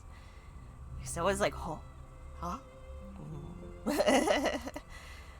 Sayori's eyes widen, recognizing the girl. She very conspicuously mouths to Monica. It's her, it's the girl. It's true. The girl standing in the doorway is none other than the girl Sayori had come across reading alone in the classroom. Thanks to Monica leaving the flyer on her desk, it seems she found her way to the club. Are you here for the literature club by any chance? Am I in the wrong place? No, you're not. This is literature club. Wow. Please come inside. The girl fully steps in the door, but continues standing against the wall, avoiding eye contact. Sayori continues to fail containing her excitement. It's happening, oh my gosh! Thank you so much for coming. Sorry, it's a little empty. I'm Monica, and this is Sayori, and we run the literature club, even though it's just us so far, but... What's your name, by the way? I'd like to join your club. Already? Wait, really? Are you sure? I mean, I should be good enough. Everyone is welcome here. You don't have to be good enough. Oh. Do you want to have a seat? We'd love to get to know you.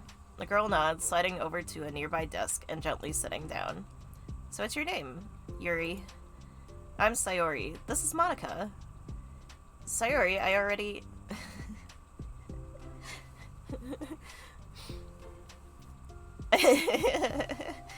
Nice to meet you. Do you like fantasy? Like books. Yuri looks at Monica. Fantasy is cool. Yes, have you heard of Annabelle Dupont? I can't say I have. Oh, well, she's my favorite author. I'm on her 5th book and it's just... Yuri grins and presses her knuckles against her cheeks in joy. Is it like that? Knuckles? Knuckles? Knuckles? How are you doing it? How you doing it? You could borrow my books. I wouldn't mind. You're really in for an incredible experience. Monica stammers, completely caught off guard by Yuri taking control of the conversation. She glances sideways at Sayori, silently asking for help. I'd love to. It sounds like you're really into them, so they must be great. I'm so happy I found this club. Oh, I'm so stupid. I left all my other books in my locker. I should have brought them. Yuri quickly stands up. I'll be right back. I'll go get them for you. You probably only need to bring one for now. Sayori nervously says that, noting to herself the considerable heftiness of the book that Yuri set down on her desk. True, okay. I'll go get the first one then. Yuri exits the club room in a flash, leaving Monica and Sayori silently exchanging glances. Oh my god, I wasn't prepared for this. How do I handle someone so intense? I have like no experience with fantasy, except maybe stuff that I read when I was a kid, but that's probably like a joke compared to what she's into. I'm sure it'll be fine. In fact, I think it's neat that we have different people who are into different kinds of literature. It'll be fun to learn from each other. Yeah, I mean, I don't disagree, but what if this is your only interest? Doesn't it kind of seem like that? Monica, don't you think you should be more optimistic? We have a new club member. There shouldn't be room for anything but being happy. I'm excited to get to know her more, aren't you? Yeah, I guess you're right. Sorry for being so hasty. I just got really anxious all of a sudden. It's because you're afraid of not being able to take the lead. What the heck? It's scary. It's kind of scary how you can point things out like that, Sayori. I just like learning what makes people happy or sad. Excuse me. Yeah. Hey, you know what? You'd probably be great at helping Yuri feel comfortable here. Maybe you could take a break from helping me with administrative stuff and just focus on spending time with her. Yeah, that's exactly what I want to do. Besides, Sayori lowers her voice. I'm probably gonna need all the time I can get. She taps her finger against a dauntingly chunky book Yuri left sitting on the desk. Right afterwards, the door opens to reveal Yuri's return. I'm back. Her breath is slightly heavy, which, combined with her short time gone, indicates she may have ran at least part of the way. She makes her way back over to Sayori and sets the book down on her desk. Just as Sayori feared, the book Yuri brought for her is just about equal in size to the one already on Yuri's desk. Well, there are probably a few things you should know before getting started on it. There are some things that are more explained in the other books that take place in the same universe, so going over those would be good to keep you from getting confused at the start. Sayori nervously injects. Well, I was thinking that maybe today we could just get to know each other a little bit more. You know, I think, like, if we're gonna be reading together, then I would like that. From across the room, Monica smiles and nods at Sayori while Yuri isn't looking. Oh, okay. So Yuri sits down, then looks at her book, then glances around the room, showing no indication that she has anything more to add. So what made you want to decide... What made you decide you wanted to join the club? Well, I liked reading, so I was immediately interested. I had no idea that someone was starting a literature club, but that's my fault, since I haven't been paying attention to any of the club recruitment advertisements. I only found out because Yuri glances over at Monica. Monica came into my classroom and put a flyer on my desk. Suddenly, Yuri's face darkens, and she shakes her head at herself. I was so stupid, I got too nervous and couldn't even look up, so she just walked out. It took me several days to just come here because I was afraid Monica told everyone how inconsiderate I was, but I decided it was probably irrational. Wait, no, that was totally my fault. I felt so bad about interrupting you that I just, like, walked out. I was actually really hoping that you would come by. Hey, Knobs. Somebody shut this man out. Yuri exhales in relief. I always seem to interpret things at the worst possible scenario. Well, I was really nervous to come here for other reasons too, such as there being too many people. Not that I mind that much, but I have a really hard time having to meet a large number of new people at once. So it's actually amazing that it's just the two of you. I definitely came at the right time. Now that makes me happy. I'm so proud of you for working up the courage to come. Yori smiles warmly to herself. I've never really had the privilege of sharing my interests with others before. It's so hard to find others who are into the same things I am, except online. So I thought the literature club would provide a chance for me to do that. My day's doing pretty good, thanks, bud. Just sleepy and, playing the side stories and Doki Doki Plus. They're really cute, I really love them. So I thought the literature club would provide a chance for me to do that. What kinds of other things are you into? Like genres? I don't know, just anything, even if it's not literature. Oh, just things you would think are dumb. Sayori pauses, a look of concern on her face. How about, I'll tell you something I'm into, and then you can tell me about something you're into. I suppose that would be okay. Okay, well, I'm pretty into, like, crafty things. Like making cute little collages or decorating things like cards or jewelry boxes. My room's always cluttered with random stuff because I keep buying things to make gifts for my friends. But then I put it off till the last minute. So yeah, that's something kind of silly that I'm into. You sound quite creative. Not that much, it's just that you'd be surprised by how much you can do with scissors and glue and stuff. Thanks. Thank you, Chef. So I have to share something that I'm into right now, right? Sayori nods. Well, I guess I'm into nature. I love nature. Monica, I'm gonna start a nature club. No, you're not. You're stuck here with me now. Am not. Oh, yeah? Well, I hereby appoint you as vice president of the literature club. There, now you're stuck with me. Hey, don't give me responsibilities. I love her little, like... Oh, I'm sorry, Yuri. I interrupted you. Go ahead. It's fine. Yuri pauses, feeling awkward after having gotten cut off. I like going out into the woods or to the park, just places where you can walk or sit and not have people around. It's peaceful. Just nice to kind of remove myself from everything that matters and let my racing mind operate autonomously for a while. When do you like to do that? It just depends on my mood. After school, on the weekends, whenever I feel like I need it. Wow, I feel like I would never have the time to do something like that. I find we have a lot more time than we think we do if you don't let it slip through your fingers. The three continue their conversation, led primarily by Sayori, but with Monica chiming in every now and then as well. Monica had intended to leave it to Sayori and focus on her own work, but she found it difficult not to join in. Before they knew it, the end of the day was upon them once more. Oh, it looks like we should be wrapping up for today. So are you two going to be starting on the book the next club meeting? That's the plan. I'm so excited. Sayori beams. Yori collects her things. Once packed, Yori wordlessly waves to Sayori and Monaco with a gentle smile.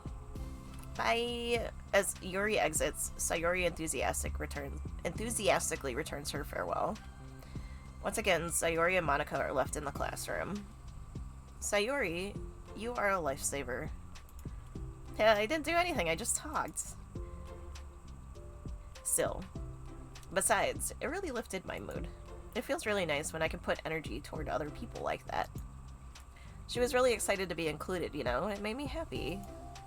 Well, there's no doubt in my mind that she'll have a great time here with you engaging her. How are you feeling about starting the book with her next meeting? I'm kind of scared, but I think she'll be happy as long as I'm trying my best. I think you'll do great. After the surprise of the new club member, it seems like everyone has their spirits lifted with something new to look forward to.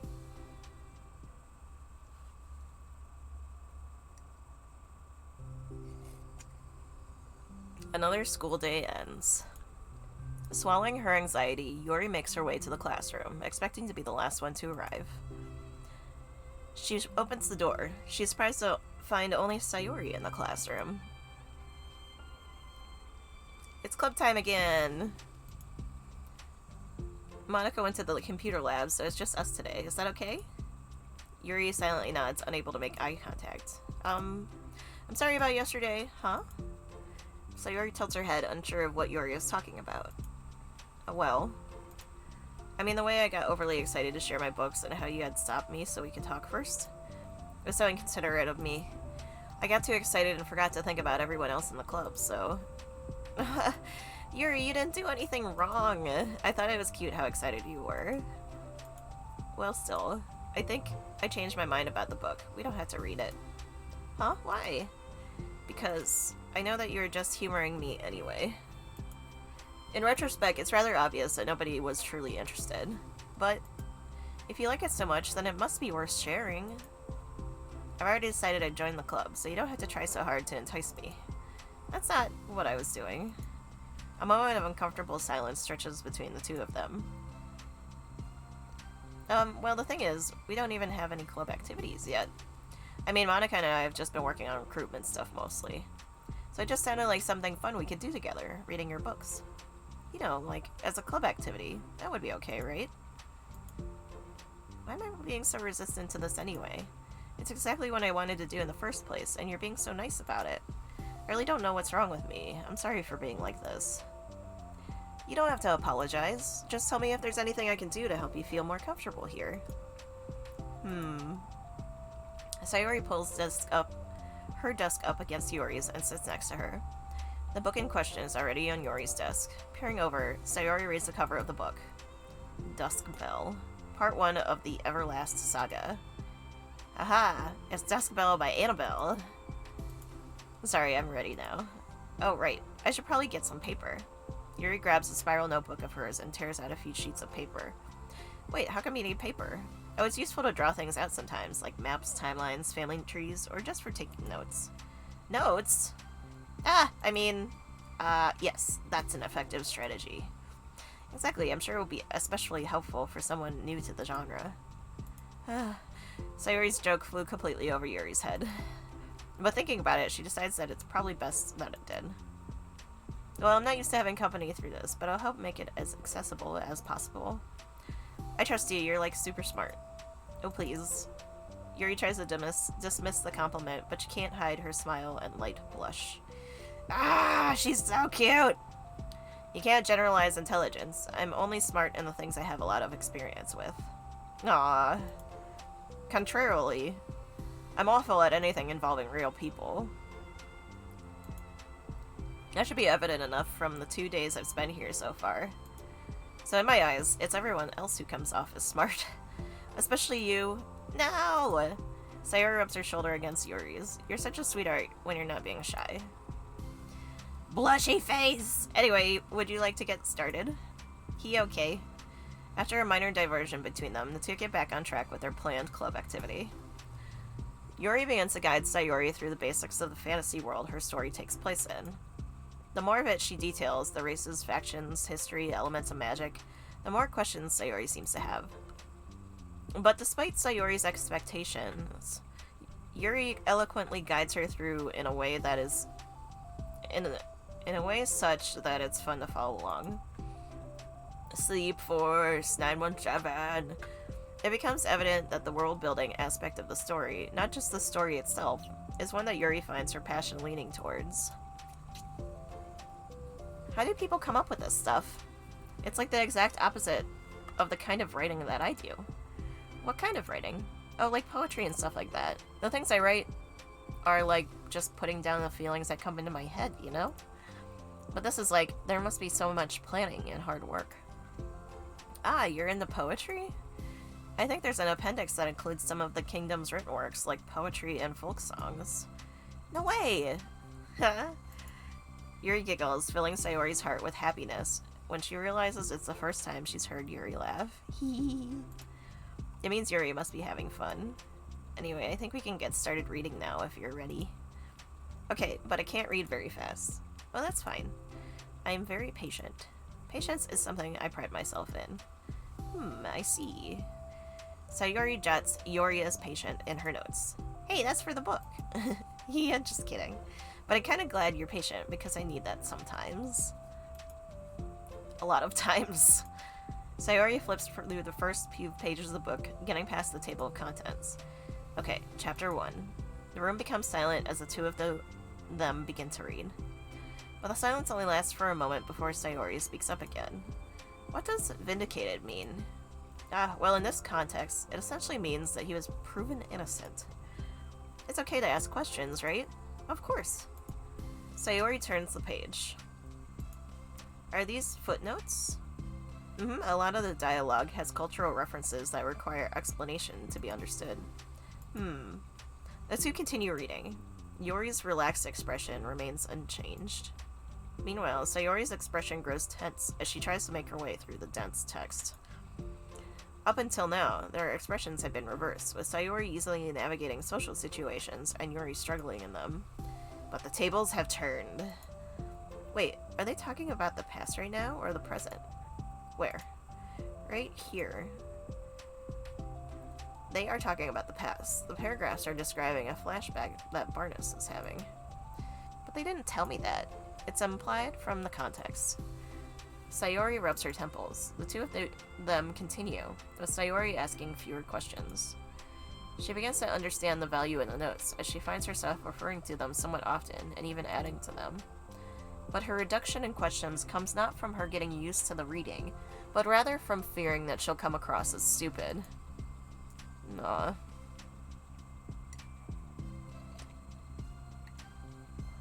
At last, Sayori reaches the end of the chapter. I think we can stop here for now. Okay. Sayori takes a deep breath and closes what little of the book she had gotten through so far. So what are your thoughts up to this point? Sayori tries to find words. Am I doing well so far? I'm not sure I understand. Well, I don't know. When it takes me so long to read and understand things, it makes me feel really dumb. But really, I really like how into it you get. It makes me want to keep going, and I keep doing my best, so I can see it the way that you do. The relaxation in Yuri's expression fades. I see. Yuri quietly gathers her things. We can continue tomorrow, right? Yuri pauses, then shakes her head. We can do something else tomorrow. But, I'm sorry. Wait, sorry for what? I don't understand. I'm sorry. I don't want to do this anymore, that is all. I'm sorry that I made you. Yuri leaves. You weren't making me. Sayori is left alone with her words. How did this happen? We were having fun just a second ago. It's my fault. I said something stupid and hurt her. I should have just told her that I enjoyed it. Monica trusted me with this. It's the only thing I'm good at, and I still messed up. What if she doesn't want to come back? Drowned in guilt, Sayori stares blankly at her desk, spread with notes. The book sits next to them. Right. If she wasn't coming back, then she wouldn't have left the book here, right? Unless she just forgot to take it with her. Ugh, this is horrible. Was it really because she thought I wasn't enjoying our time together? Or maybe she wasn't enjoying our time together because I'm not good enough? I probably let her down so much by having trouble following along. Yeah, I'm sure if I was smarter, she would be having so much more fun. I need to do better for her. Aw. Sayori cares so much about people. I love her.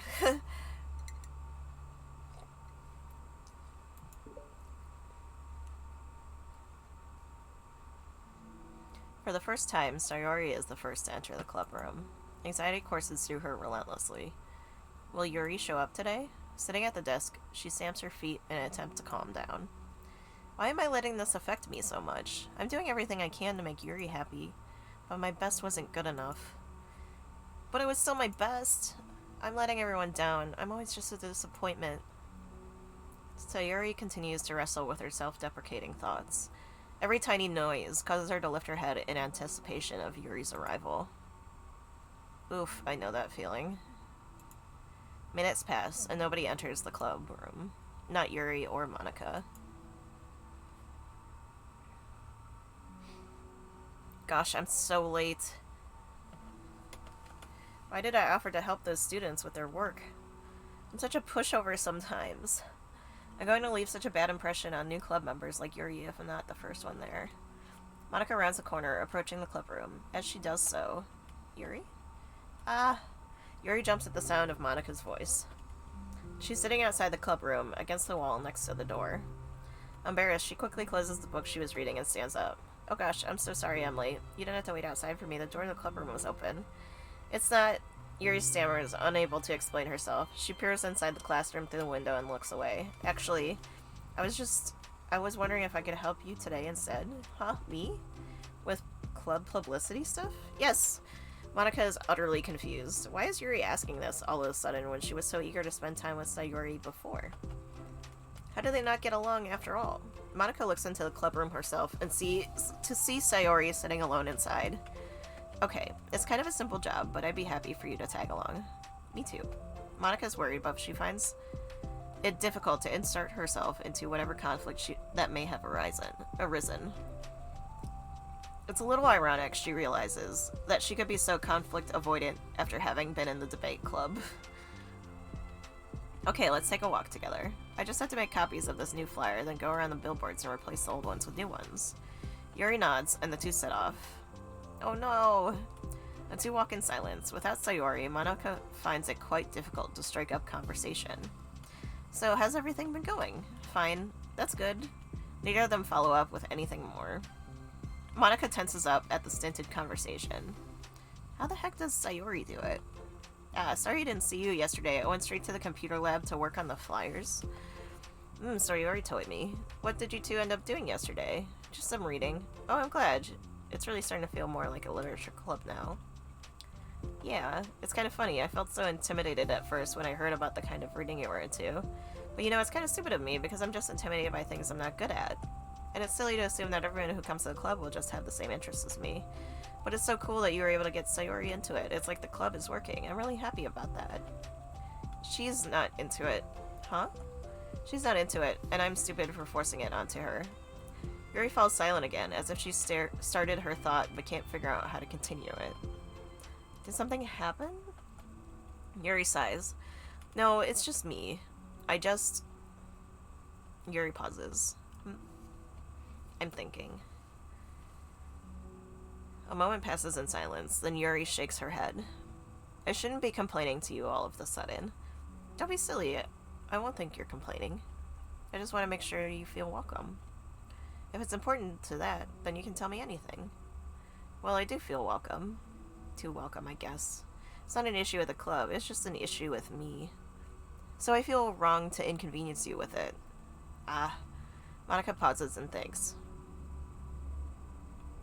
Well, what if we put it this way? It's my job as president to understand the needs of the club members, right?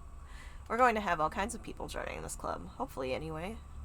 And learning about the diverse needs and interests of everyone will help me come up with club activities that everyone can be happy with. That everyone can be happy with? Not just only some people? Of course. We need to be looking out for everyone. Otherwise, what kind of club would it be? I see. Yuri looks a little more relaxed. It signals to Monica that switching from a sympathetic approach to a pragmatic approach was a good choice. Each individual truly does have their own needs. Okay. Yuri takes a deep breath. I'm a really weird and awkward person. Oops, I missed that. I've accepted that about myself. I just don't know how to, I guess, connect with other people. How is it so easy for everyone else? How do you just make conversation about any arbitrary topic?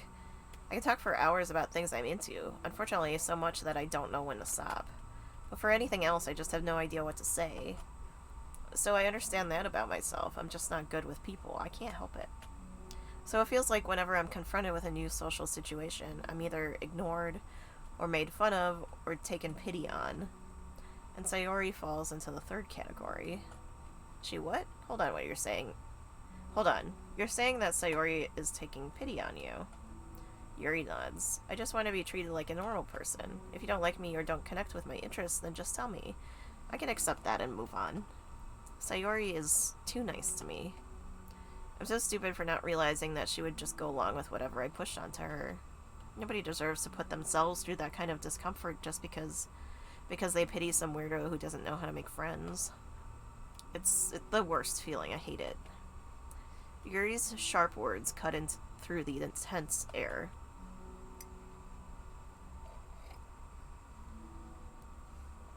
Now, somewhere in the middle of the conversation, the two stop short in the hallway, prioritizing the conversation over their original task. Monica looks at Yuri. Yuri only looks down, with her fists clenched. I think you should tell her that. I could never say that to someone's face. It's pathetic. Sayori is different. Making people happy is the most important thing to her. I'm sure that's all she's trying to do. So if you're able to explain to her what makes you happy, then she'll do anything to make it happen. That's the problem. What kind of friendship has one person always trying to cater to the other person's weird needs? I'm sorry, I'm making myself sound so... No, I think I'm starting to understand. Monica hesitates to finish her thought out loud. It's something that Sayori would be able to say better. Sayori is someone who will give anyone however much kindness they need in order to smile. But Yuri, who has a difficulty accepting kindness, must be driving Sayori to be even more assertive in her kindness, further exacerbating the matter. Neither person is to blame, but it's an issue that can't be resolved without them understanding each other better. Sayori wants to be your friend, I promise that. It's okay for different people to have different needs. I mean, Sayori, she has her own needs too. But good friends work together and can be what they need for each other. You just have to have good communication and talk about it. I don't have good communication. Yuri stops and shakes her head. I'm sorry, I didn't mean to say that. My head is just... It's so resistant to everything. I'm pushing such a kind person away from me because of it. Yuri pauses to think. I'm so tired of this cycle I'm creating for myself. I think I'm so afraid of people pushing me away that I just push them away first. How thoughtless and immature of me. Yuri takes a deep breath and exhales. I didn't mean for this to turn into a whole venting session, but I understand now that I just need to communicate with her. You're totally fine. It's for the club, remember? You're just helping me make the club a better place for everyone. Yeah. Yuri falls silent again. She looks like she wants to say something. This kind of critical thinking is something that I'm really bad at. You know, about people. So thank you. Anytime. Monica smiles at Yuri. For just a moment, Yuri finds it in herself to meet Monica's gaze, returning a shy smile of her own.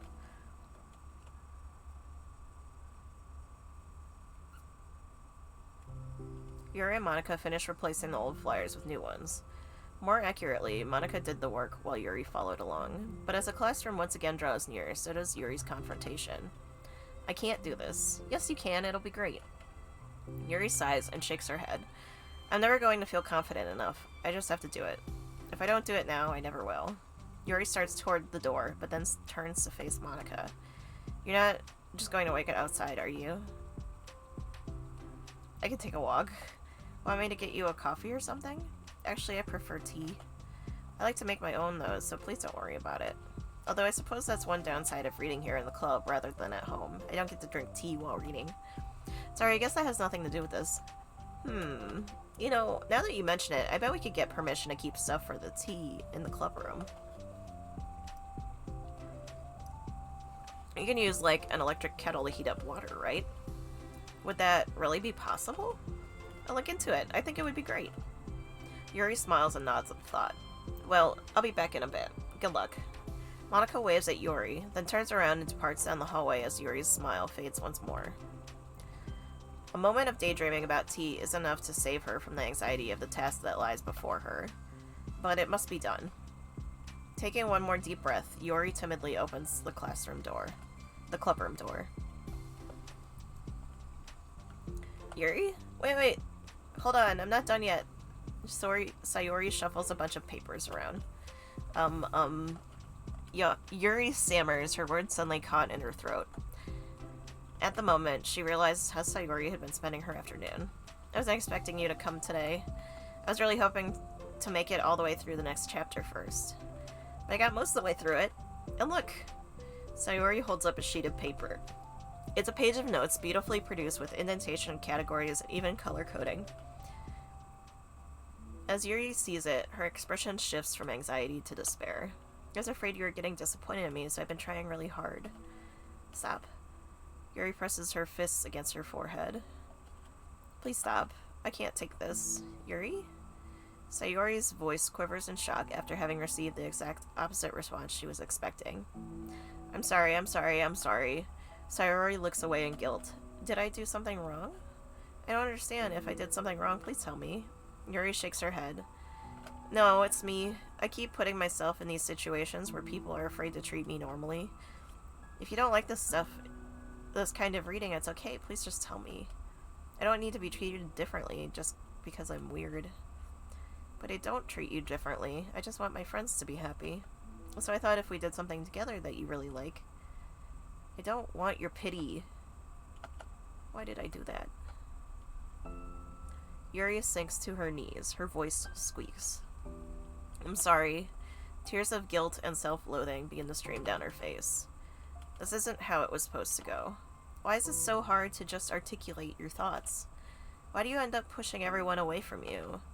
Yuri's mind pounds with internal accusations as she shuts her eyes, unable to face Sayori or the rest of the world. She should leave, just escape from here, before Monica sees her like this, and before Sayori tells Monica what she did. But before Yuri can put any strength into her legs, she feels a warm pair of arms gently wrap her from behind. It's okay. Sayori whispers in a soothing voice. It's okay. It's okay. Overcome by despair, Yuri finds herself unable to protest or pull away from Sayori's kind gesture. Yuri sniffles, breathing heavily through a clenched throat, trying with all her willpower to control herself. I understand. I understand that the things you're feeling in your head are different from the things you're trying to say. I know that must be what you're feeling right now. I promise I understand that. So I'll give you as much time as you need. Whenever you're ready, just tell me your feelings, and we'll talk about them together, okay? Yuri sniffles again and nods her head. She gives herself a minute to compose her thoughts, then speaks while steadying her voice. I think I've gotten so used to people being weirded out by me that it feels like anyone who's nice to me is just doing it out of pity. I'm so horrible with people. So it makes me not want to believe that someone can actually like me for who I am. Yuri pauses, but Sayori doesn't interrupt. Rather, she waits for Yuri to continue. I got so excited when I joined the literature club.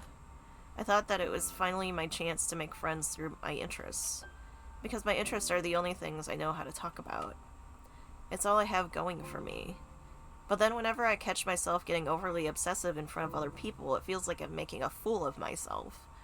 I hate myself for it. Ultimately, I just want to be treated like a normal person, but how am I supposed to expect that when I can't behave like one? I know, I love this.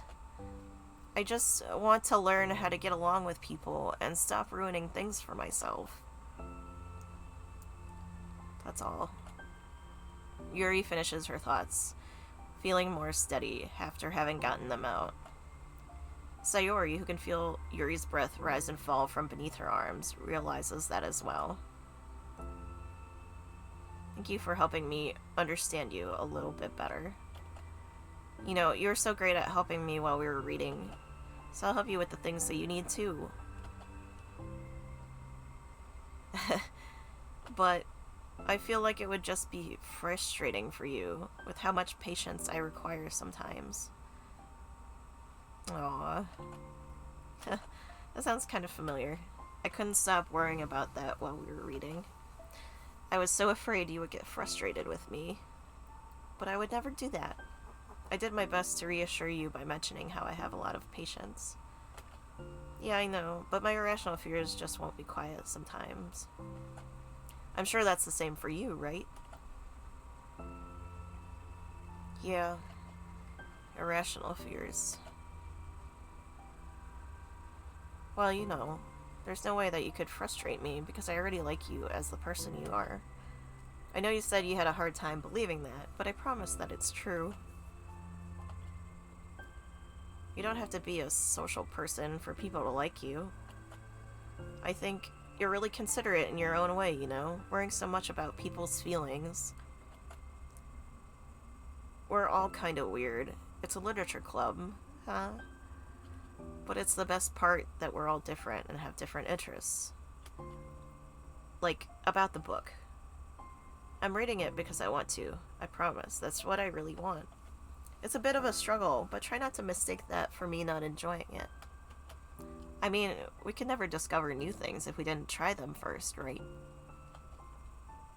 I want to learn the reasons that you love it so much. And in the end, if it's not for me, then I can say that, but I'll be glad that I tried it and learned more about you. Plus, you're like super duper smart, and I want that to rub off on me.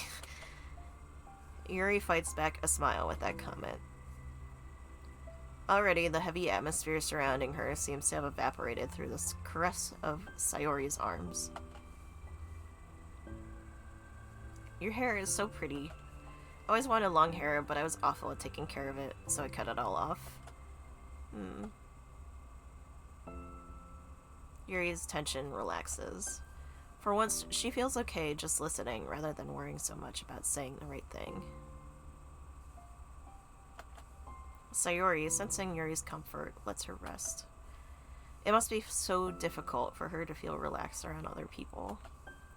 But if the literature club can make it happen, then it's something that she deserves to experience.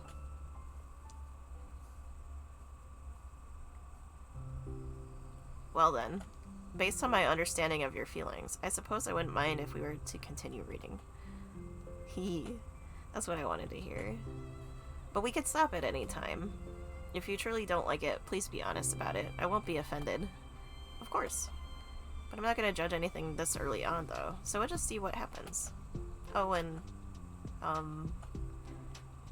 it's not good to touch people without their consent first. Oh no, I'm sorry. I didn't mean to make you uncomfortable. Oh, you didn't. I mean, I suppose it was kind of nice. I was just saying. I'm back! Monika's back! I haven't seen you, like, at all recently. Sayori trots over to Monika. Ah! She whispers loudly. Can I hug you? Sure, Sayori. Sayori wraps her arms around Monika.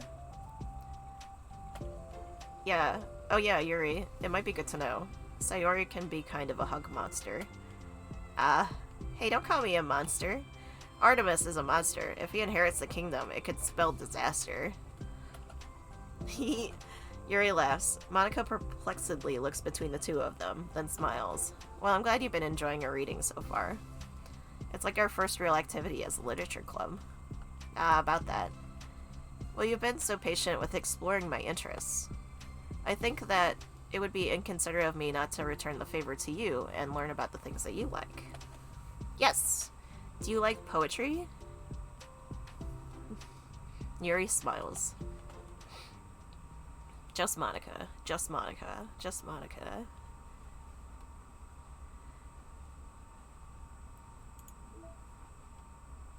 How many more is there? 1, 2, 3, 4. Oh boy. I guess we could probably get through another 2. At least we can see Natsuki. So we get through the Natsuki story. It'll be good.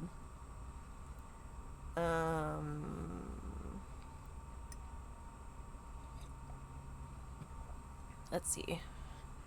It's been like 2 hours. Let's take another mini break. We'll put on some music.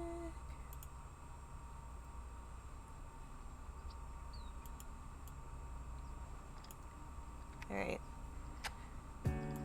It's a good time for you guys to stretch, get a drink, go pee or whatever. And we'll be right back.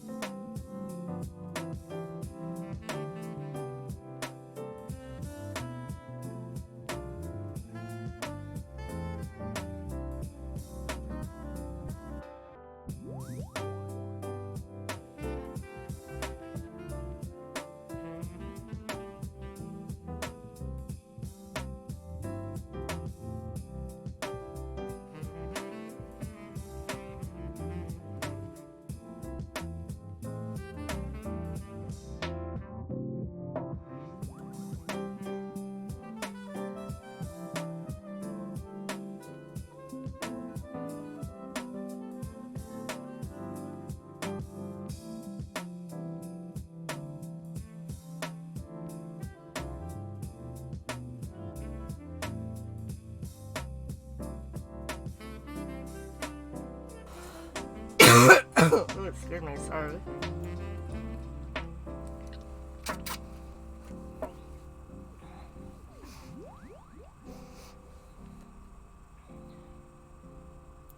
Alright.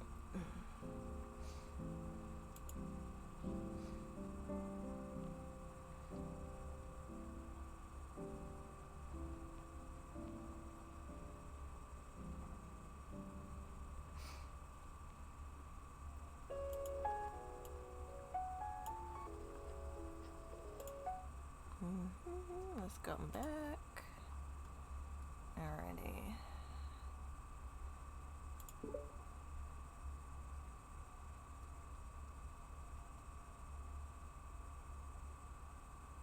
Oop. It's been several weeks since the club has officially started. Through their initial setbacks, the 3 club members so far, Monika, Sayori, and Yuri, have increased their collective bond within the club. Sayori has partaken in some of Yuri's high fantasy literature, and all 3 of them, led by Sayori, have taken an interest in poetry. On a day like any other, the 3 find themselves suddenly interrupted by the club door opening. And in walks a girl none of them have seen before. Hi. Sayori tugs excitedly at Monika's sleeve. Yuri shifts in her seat and buries her eyes in a book. Are you here for the literature club? Yeah. Yay, that's great. Thanks for stopping by. It's kind of a small club still, so it's really exciting to see new faces. Yeah. Come and sit down somewhere. You can sit next to my desk. Sayori prances over to her desk and presses her palms onto it. Oh, and Yuri can make you some tea. Ah. Yuri looks up at Sayori and protests for having drawn attention to her. Atsuki silently glances between everyone and sits down next to Sayori. Monika follows by sitting nearby. Suddenly, the sudden gathering prompts Yuri to stand up, deciding that standing in the corner and making tea doesn't sound so bad after all. Okay then, how about we all introduce ourselves? Okay. Well, I'm Monika. I'm the one who started the club. I was originally in the debate club, but I really wanted to do something that I felt more passionate about, if that makes sense. So I started the literature club as a way for people to express themselves through writing or reading or whatever kind of literature. You know, I figured it was your club. You have that vibe. I have what vibe? Oh, you know, like... Never mind. I'm not gonna judge people I just met like that. Very adult-like of you. I always judge people so hard.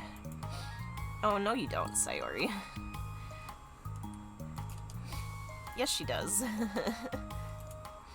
Yuri's deadpan voice carries across the room. Natsuki giggles. I'm Sayori. I just like learning about everyone and making friends. Oh, and I also like poetry. Oh yeah? Very adult-like of you. I'm an adult. The sound... I'm an adult, I swear! The sound of Yuri's electric kettle steaming up fills the room. Oh, and that's Yuri. Sayori lowers her voice. She's kind of shy, but she's really nice and super smart. She likes big fantasy books and tea, and I love her. Well, I guess that leaves me then. I'm Natsuki. I like listening to music and hanging out downtown and stuff. Excuse me for a second.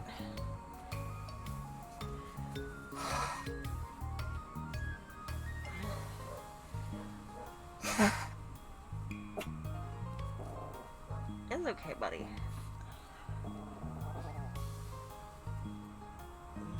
There.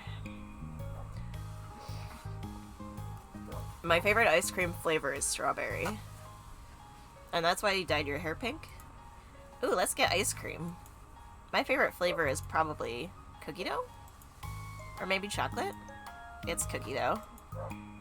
And Monica is probably vanilla. What the heck?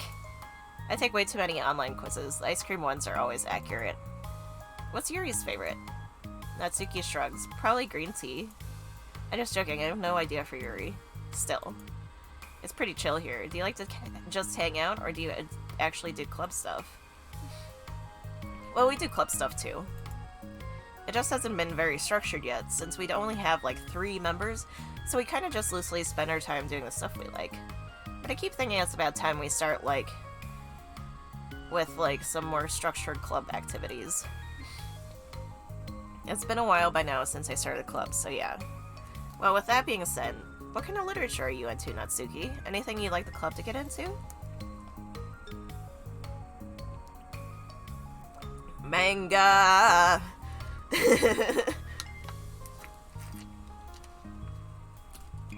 Well, I guess I'm literature. Well, I like manga. Manga? Hey, why'd you say it like that? I want to read manga in the club. Wait, hold on a second. That sounds so great. Like, after all I've been doing all this, Yuri returns to the desk with a tray of teacups, which she sets down on an empty desk. After all of the deep and immersive reading I've been doing, I wouldn't mind doing something a little more simple. Manga isn't simple. If you think that, you just don't understand the nuance. I didn't mean simple like that. Hey, Dragon Lord, how's it going? Well, anyway, putting manga aside, is there any other kind of literature that you're interested in? Well, not really. In that case, have you considered the anime club? Are you serious? I'm not gonna join the anime club. It's full of weird guys. Come on, is it that big of a deal? Manga is literature, right? I mean, I guess if you consider the literal definition of literature, then technically. I get it, look.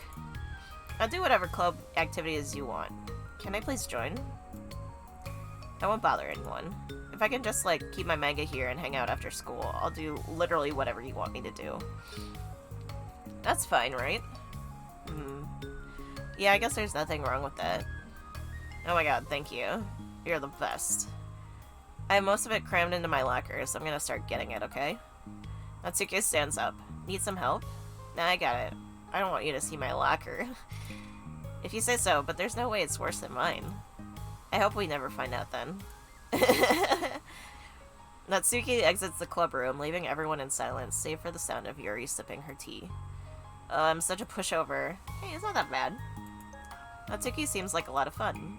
Maybe, but I mean, she has no actual interest in literature, you know? And that's normally fine, but she said she would participate in club activities like it's some kind of obligation. Her tea is getting cold. Yeah. Wait, that's not related. Well, I think everyone deserves a chance, especially if we can bring her happiness. Besides, maybe she'll take liking to literature. Are you sure you don't just want to read her manga, Sayori? Hey, who do you think I am? Sorry, I didn't mean like that. I just feel really uneasy about this. Do you have any opinion, Yuri? Not particularly. She said she wasn't going to bother anyone. That includes me, so... Does that mean I bother you? No, you're a pleasure to be around. I was just fishing for a compliment. I know, but still. I really think we should give her a chance. Yeah, alright. But I really am gonna start enforcing club activities. I'm willing to cooperate. But suddenly the three of them hear a thump against the door. What was that? Sayori stands and walks over to the door, then opens it. Ugh, thank you. Carrying 3 boxes of what is presumably manga, Natsuki grunts and wobbles inside before slowly bending over and dropping the stack onto the floor as gently as she can. It's quite a collection. Sayori giggles in excitement while catching her breath. Natsuki replies, There's still one more box. I can put them away myself. I know how to organize them. Monica anxiously glances between Sayori and Yuri. Is this really okay for the club? Maybe it's what she needs to really kick the club into gear before everyone gets too complacent. I think DDLC is such an interesting concept. I've also seen it inspire some really cool fan works. Yeah, like, very early on, before I found, like, Monica After Story, I did play a ton of people's games that were, or like mods for the game that were just like more stories, and some of them were really fucking good. Like, I really loved how easy it was for people to make mods for it and then put them in, and like, you know, how quickly like the community got out more and more stuff. So I don't know, I've seen some really cool mods that people made. I've seen some really cool fan stories and that kind of stuff. Even just like some of the music remixes, like, it's just cool. I really liked that Dan didn't really expect people to like Monica, but in the end they actually like sympathized with her a lot.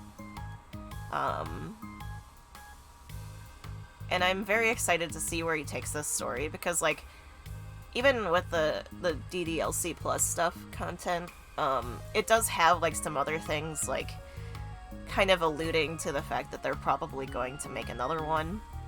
I'm interested to see how it goes. It sounds very cool. Anyway. It seems like things are going to start getting more serious.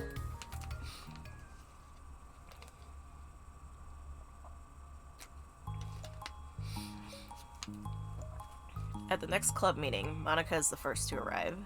But ever since Natsuki joined, she feels a lot less relaxed. Why am I so nervous? Monica paces, trying to figure out her feelings. Natsuki said she wasn't going to bother anyone, so why does it feel like the atmosphere has changed so much? While Monica thinks, the club door opens, revealing Natsuki carrying a box. Monica forces a smile as Natsuki wakes her way to the closet. Natsuki forces one in return.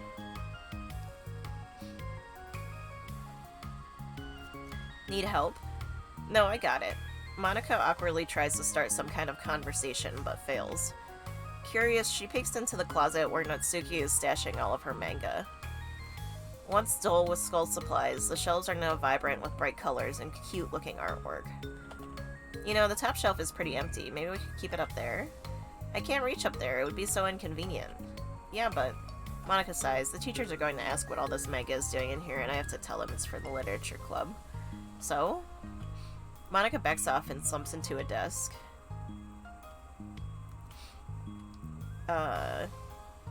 With this kind of tension, it feels like the relaxed atmosphere accumulated over the past few weeks is being sucked right out of the room.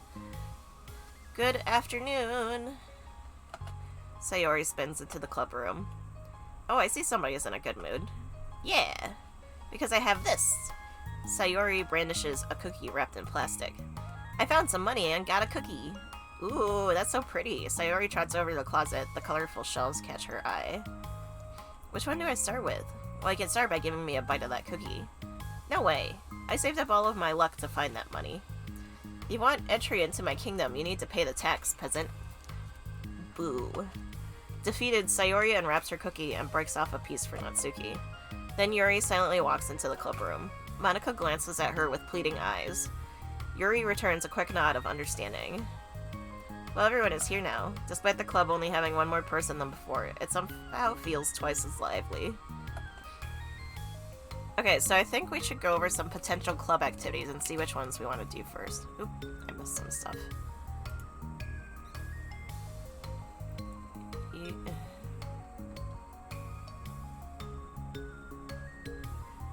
The game is meant to be dark, but I also think it provided a cool outlet for people who like to play with darker elements in games and stories. Yeah. There was, I don't know, like, there's a lot of variety I saw in stories, and, like, not just, like, horror stuff, but, like, also, like, mental health stuff, and, like, talking about, you know, slice of life shit. Or even just talking about neurodivergency and stuff like that. There was another one where there was, like, Sayori has ADHD, and Yuri is autistic, and Natsuki has an abusive dad. Well, that was kind of implied in the story anyway. But it kind of explored that more. In, like, her neglect and stuff.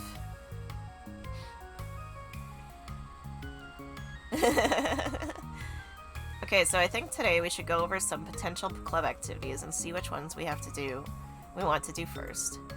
We have 4 members now, so it'd be great if we find some stuff to do as a group. Does that sound good to everyone? I agree. Okay, so I have some ideas of my own, but I want to hear your ideas too. I've been having a lot of fun learning about everyone else's interests. Maybe we can give each person a day to share their favorite kind of literature with everyone else? Well, maybe. Something tells me that Monica glances at Yuri and Natsuki, who both appear very unwilling to even consider each other's interests. Maybe we could try to come up with something that everyone can enjoy equally? You know, like we all vote on a book to read or something like that. I think we should all collectively try to expand our interests rather than just stick to the things we're familiar with.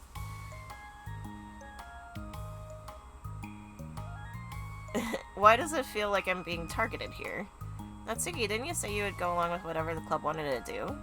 Well, yeah, but that doesn't make it okay for you to ignore everyone else's preferences. I liked Sayori's suggestion. Yeah, me too. Yeah, but... Monica's voice trails off. Although she let Natsuki join the club, Monica finds it incredibly difficult to relent to her demands. If Natsuki doesn't respect the club, why should Monica have to yield to Natsuki's opinion on anything?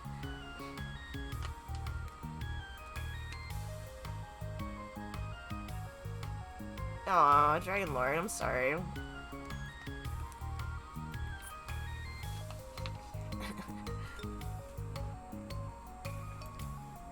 Natsuki, are you sure that you don't have any other literature interests you could share with the club? I swear I don't mind if you keep your manga here, but Natsuki cuts Monica off by suddenly standing up. Well, it's obvious that I'm not wanted here, so I'm just going to leave. But I really would have appreciated you being more upfront about it.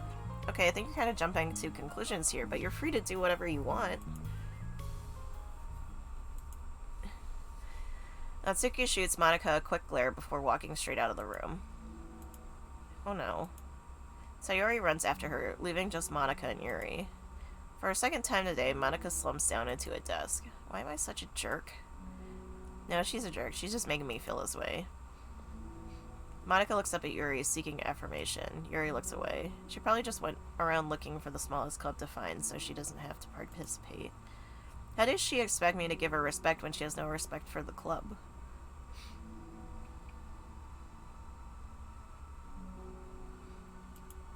Am I wrong, Yuri? I'm not good at these things. Monica sighs. Me neither. I just have no idea what to do. I don't want to hurt anyone, but I feel like it's not wrong to enforce the club vision. You know, like, people should join because they want to express their passion for literature, at least develop it. So maybe she's not a good fit for the club after all. Monica sits in silence, afraid to accept her tentative conclusion. Yuri looks tense, but she doesn't seem to want to add anything. You can go back to reading. I know this doesn't concern you. It does. It does how? Well, I just can't comfortably read in an atmosphere where the peace has been disturbed. Oh. Well, great. I'm just ruining the whole club then. That's not an accurate conclusion to make. I know, I'm sorry. I'm just kind of voicing my frustration and I guess guilt. It's like my frustration wants to blame her, but my guilt wants to blame me. Ugh, why is it the hardest to be rational during the times you need it the most? I don't think you're being irrational. I think Natsuki is. She has no authority to walk in here and make demands of the club. Your club. Something as ridiculous as manga has no place here. The fact that you're even storing it for her should make her completely indebted to you. Well, you're right, but I don't know. Isn't it kind of harsh to say things like it's ridiculous and it has no place here? Do you not feel the same way? You've been doing everything you can to avoid associating the club with it. So I assumed you felt the same way about it. That's not true. Well, recalling her confrontation with Natsuki, a realization starts to set in. You may be right.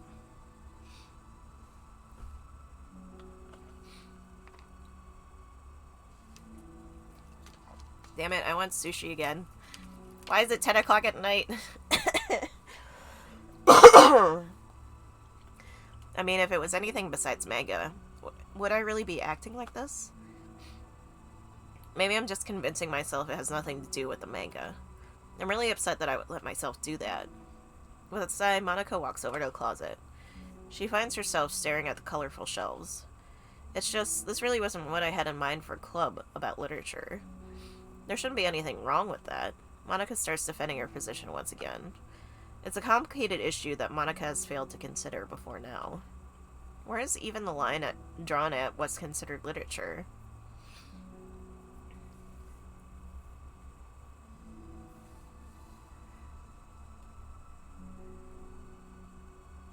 Oh, I'm sorry, Dragon Lord.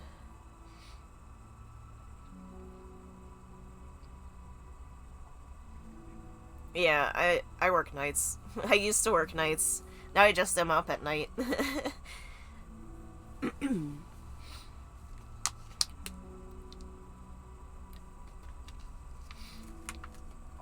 Lost in thought, she reaches into one of the larger box sets and pulls out a volume, inspecting it for no particular reason. The cover features 4 girls striking in cute and exaggerated poses, all dressed in short skirts.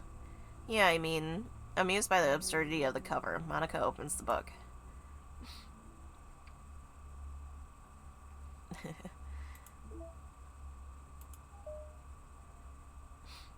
I need to put something in my nose because for some reason I can't breathe.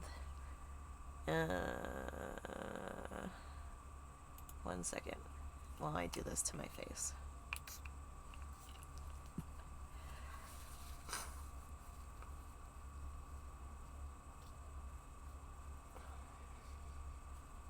Oh no, he literally said that? He said if I wanted to be called Stir instead of ma'am, I need to sound more like a man? Fuck you. That's not funny. That is, like, super bullying. That's, like... that's shitty, I'm sorry. Like, I can't control the fact that I sound like that, you know? I don't... I hate being called ma'am, also. I can only do so much voice training, especially with, like... I can't take hormones and stuff for that stuff. I can't. My body's already fucked up.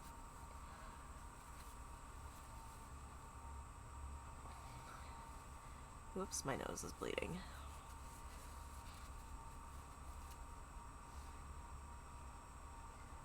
Why? Why?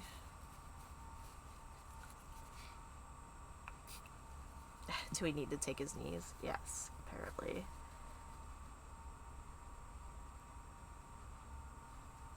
I will actually fight him.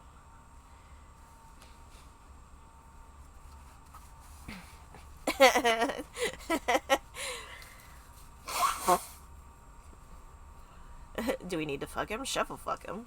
I'll fuck him! You guys.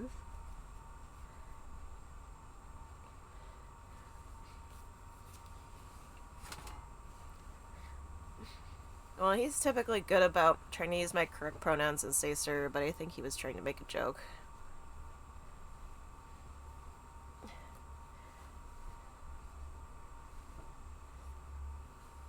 I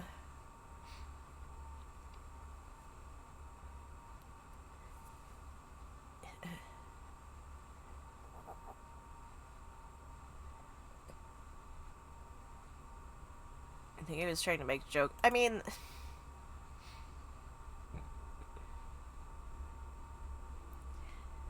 It was a bad joke. It wasn't a good joke.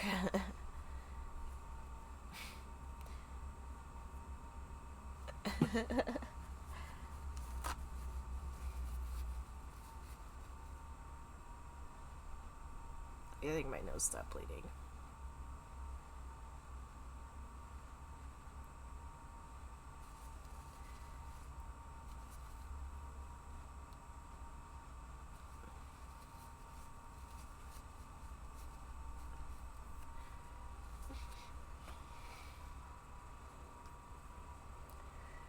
Alright. Let's finish this.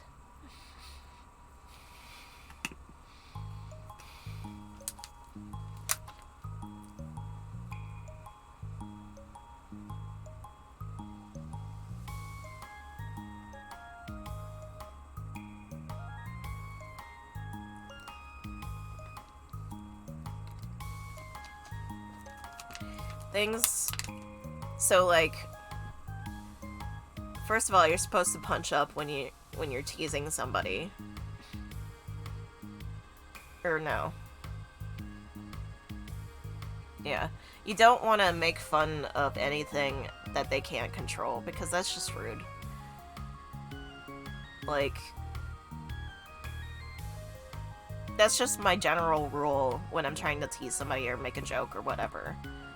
Is don't joke about something somebody can't control, like their body or their voice or their mental health.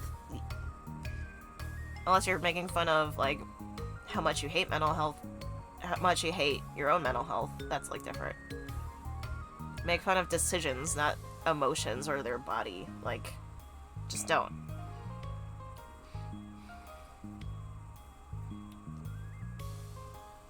This sucks. Why is Monica such a jerk? She should be grateful that I even joined her stupid club. It's not like she can find any members. Like, you would make fun of how dumb I am, not how strong I am. Thank you. I've been trying really hard to get it better, but it's still kind of rough.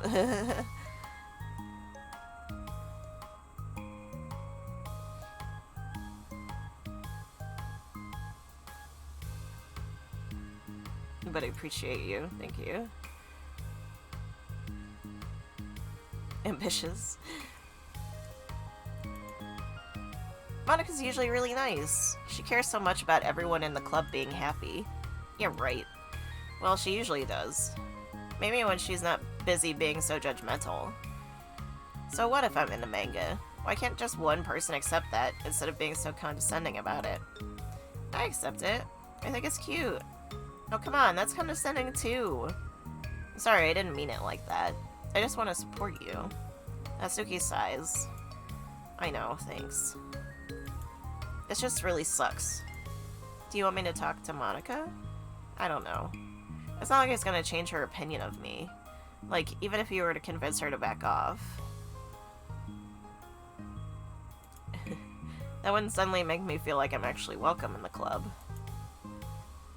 I should just find another club. Wait, you don't have to do that. We can figure this out, please. I mean, I'm the vice president. Or at least I think I am. And I don't want you to leave. Everyone deserves to feel welcome and to be happy, so I want to make that happen. For you.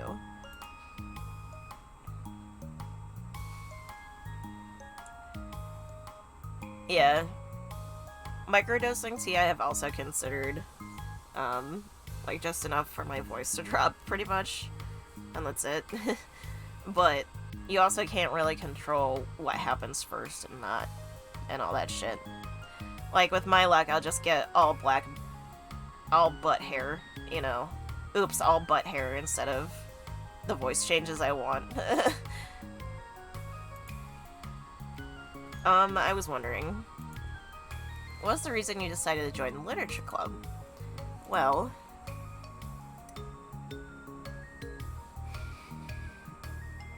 Natsuki hesitates. It's kind of dumb. No, don't say that. There's no such thing as a dumb reason when everyone is welcome. I wasn't welcome. You were to me. So, just don't tell anyone, okay? Especially Monica. I promise.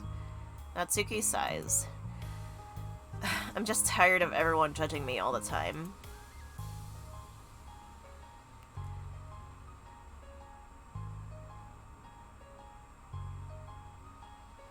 Yeah, I want to look like a pretty boy, too.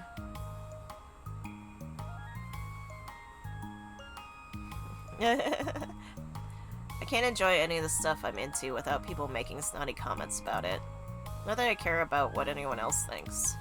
But you know, the Science for Literature Club said that you can be yourself or whatever. So I decided it was at least worth a shot. But that was a lie, apparently. Natsuki dejectedly kicks the toe of her shoe against the wall. Oh, and I like writing too. Really? How come you didn't say that to Monica? Because she was being so judgmental that I didn't just want to tell her something she wanted to hear. She didn't deserve that kind of satisfaction. And if she knew I was into writing, then she would be just like everyone else and try to push me away from manga in favor of the more mature thing.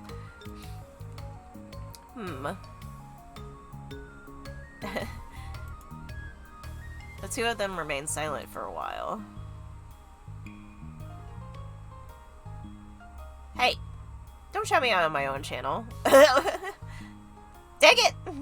You know I can delete these, right? Boof! I got it.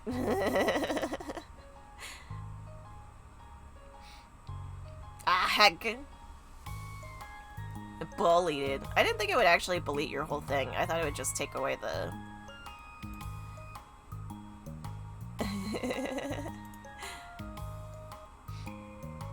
Anyway, I guess I figured out how that worked. Because you can never delete your butthole? What? How's that? What? Sayori understands that it's out of the question for Natsuki to return to the clubroom for today at least. But Natsuki has a reason for wanting to join the club, just like everyone else. It's part of the club vision for her to be welcome. You deserve to express yourself as much as everyone else does. That's supposed to be what the club is for. So, I'm going to do everything I can to fix this. I promise.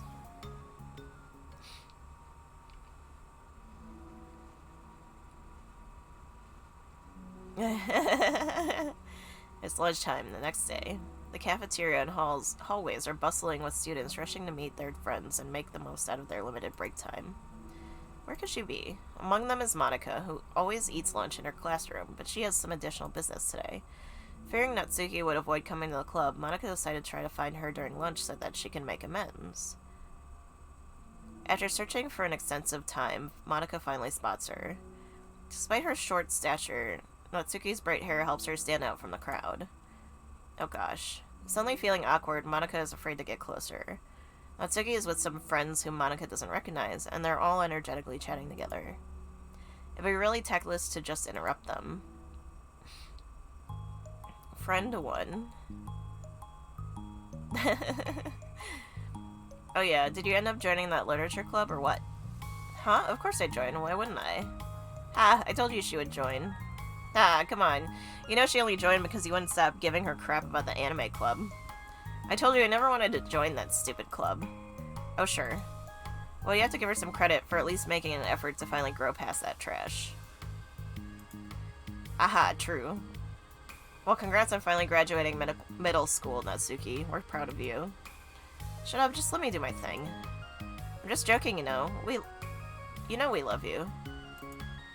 Yeah, once that literature club makes you a famous writer, we'll be the first ones to buy your book.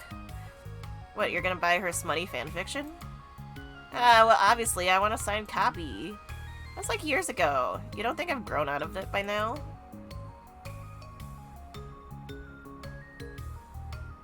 Can both of us be married to James? This is me asking your permission. That's fair.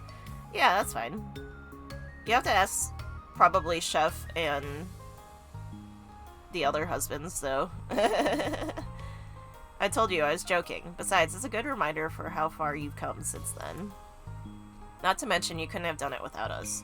Like, it was us a pass to joke about it. Yeah, sure. They grow up so fast. Brings a tear to my eye. Man, her friends are assholes. Natsuki suddenly glances in Monika's direction, prompting Monika to quickly turn away and distance herself. What the heck? That was horrible. Should I have said something to defend her? Why do I have to be so conflict avoidant? Not that I deserve to say anything. I'm hardly better than them after the way I treated her. Oh, I'm so awful. I'm not doing anything right. After school ends, Monika distractedly makes her way to the classroom. She finds Yuri already inside, eyes on a book as usual. Monika picks a desk and slumps into it. Something she seems to be doing rather often lately. Yuri.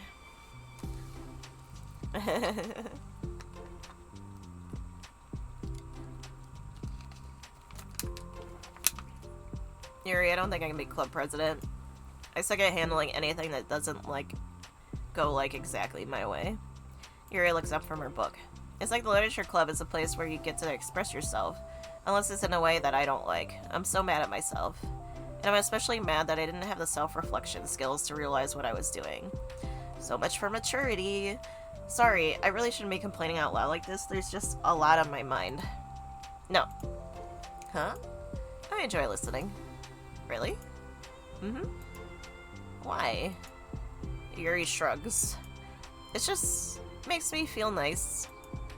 Oh, well, okay. I guess I'll continue then. Yuri nods. Yeah. Natsuki has kind of a blunt attitude, you know? It made me feel like she wasn't taking the club seriously. I couldn't even figure out why she wanted to join. I saw her friends talking in her hallway during lunch, and they were just so mean to her. Telling her to grow up and stuff like that the literature club would help her grow out of her manga. It just made me so mad. Just let her enjoy it. It makes her happy. Why are you trying to take that away from her? And then I had that thought. It was when I came to a realization that I was kind of doing the same thing, just in a roundabout way. I should have made her feel good about being passionate about something, but I just dismissed it. No, I was actually trying to avoid acknowledging it at all. Even did that with you, Yuri, when you first joined the club. You did? Yeah, I remember. Fantasy really isn't my thing, so I was just trying to dismiss it, but then Sayori jumped in and took over the conversation. I should have reflected on that, but I didn't because I just let Sayori handle it instead. And now I'm repeating the same mistake, except I really hurt someone this time. Monika shakes her head. I'm so tired of being afraid of things I'm not comfortable with. It's so stupid. I can just picture how much joy it would bring Natsuki if I let her share her passion a little. I'm so angry that her friends were treating her like that. I'm going to get them back for it. Get them back? Yeah. I'll get them back by making sure that this is the literature club that Natsuki wants, not the one that they want. Suddenly, Sayori bursts through the door, making Monika and Yuri jump. With a rare, stern face, she marches over to Monika's desk and sits down next to her.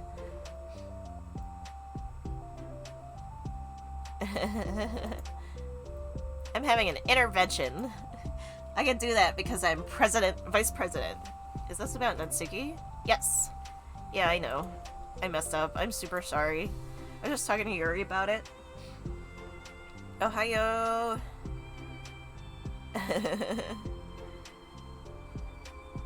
Welcome in, Reverso. I was just talking about Yuri. I was just talking to Yuri about it. Really? I was so dismissive of her passion that she felt threatened, and probably just unwelcome. Literally the opposite of what the literature club is supposed to be. Ah, thank you for the follow. Hey. Literally the opposite of what literature club is supposed to be. I really need to make it up to her. Oh. Yay, I did it! I like Sayori. Oh, I did it! Haha. Thanks for the intervention, Sayori. I'm glad we're on the same page. Friendship wins again. So how do you want to make it up to her? Mamaka? I have a plan. Sayori, do you know if Natsuki is coming to the club meeting today? I don't think she is. I see.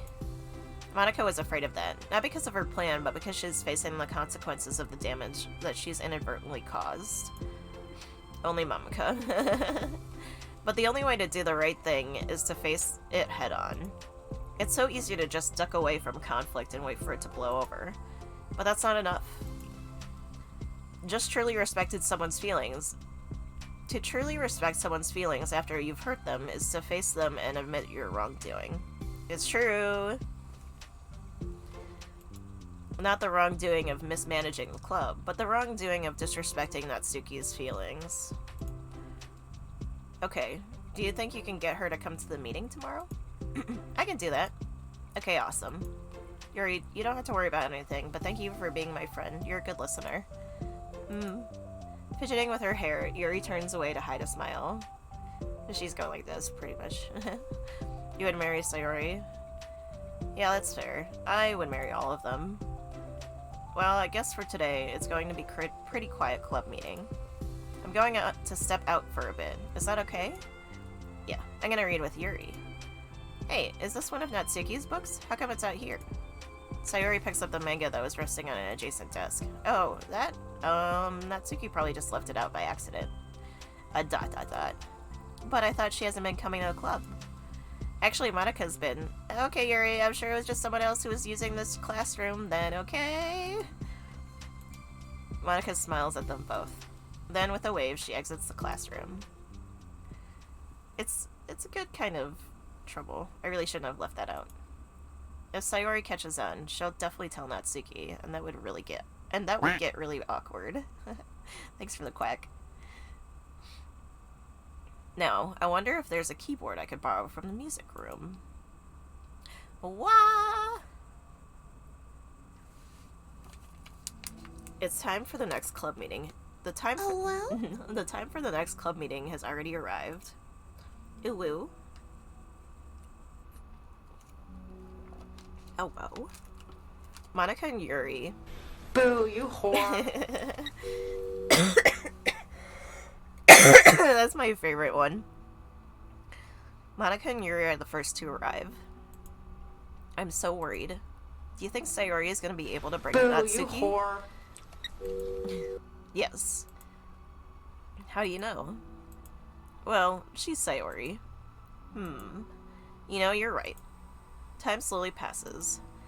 Monika sits and stands up to pace around, then sits again. Yuri's eyes don't move from her book. Then the door finally opens. Sayori marches inside.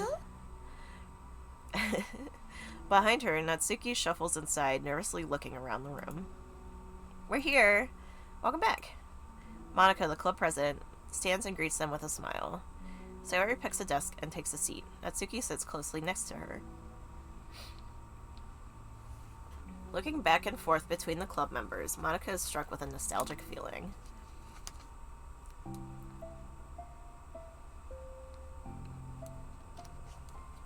She would stand at the front of the club room just like this, struggling to picture just who may eventually be sitting before her. But imagination is never enough to predict how unique and diverse each person is. Each member would be.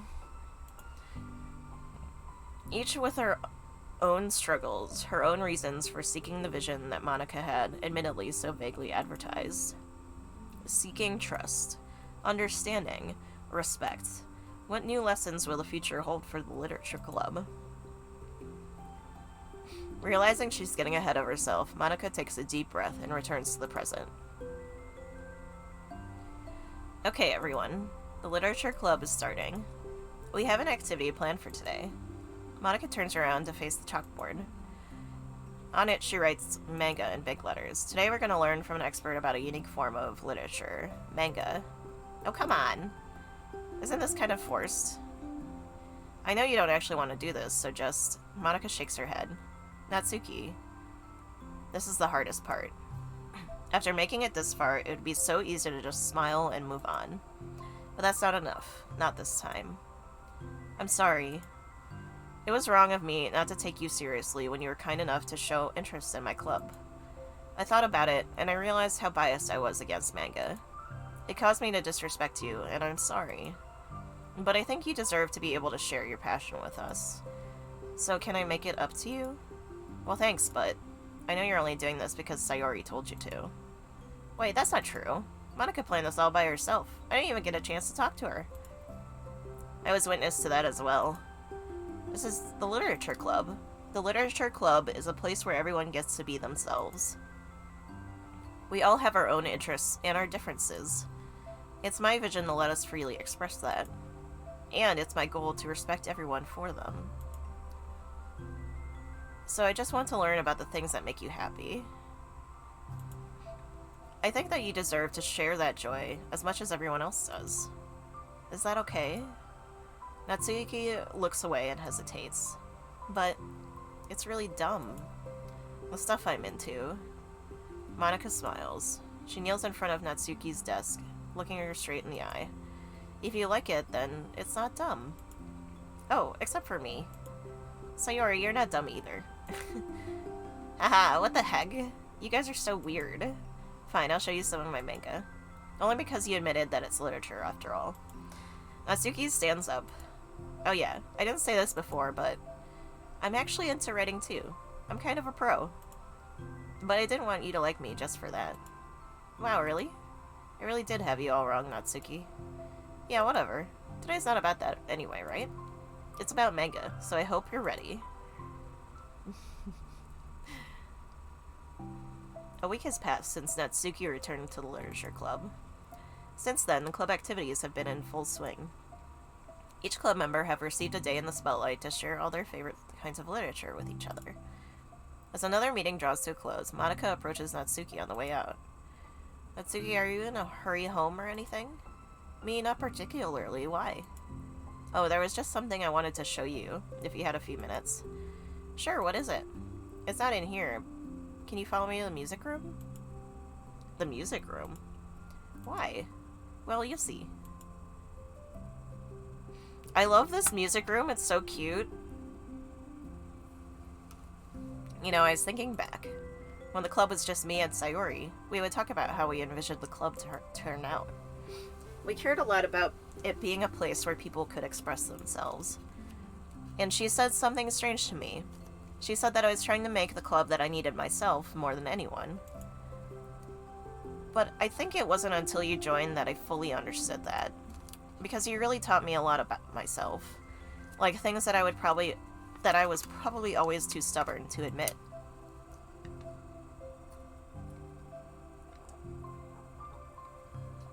Oh, come on. You can't mean that. I didn't even do anything. I just, like, brought a bunch of manga, and then I got fussy when I didn't have my way. It was really stupid of me to make such a big deal about it. No, I honestly needed it. If you didn't express that you were hurt, I would have never realized that I did something wrong. Besides, your feelings are valid. Yes, Monica says your feelings are valid. They deserve to be heard and respected.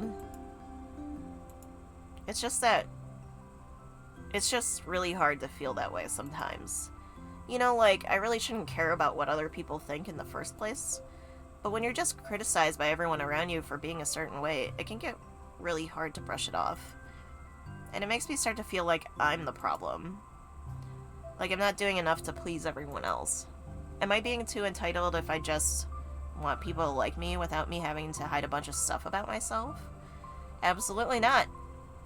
I don't think I am. Good. I just wish that sometimes people would try to appreciate me for who I actually am. As Monica listened, she recalls vividly how Natsuki's friends were treating her, and how naturally they did so. How long has she been fighting against that, refusing to change for others?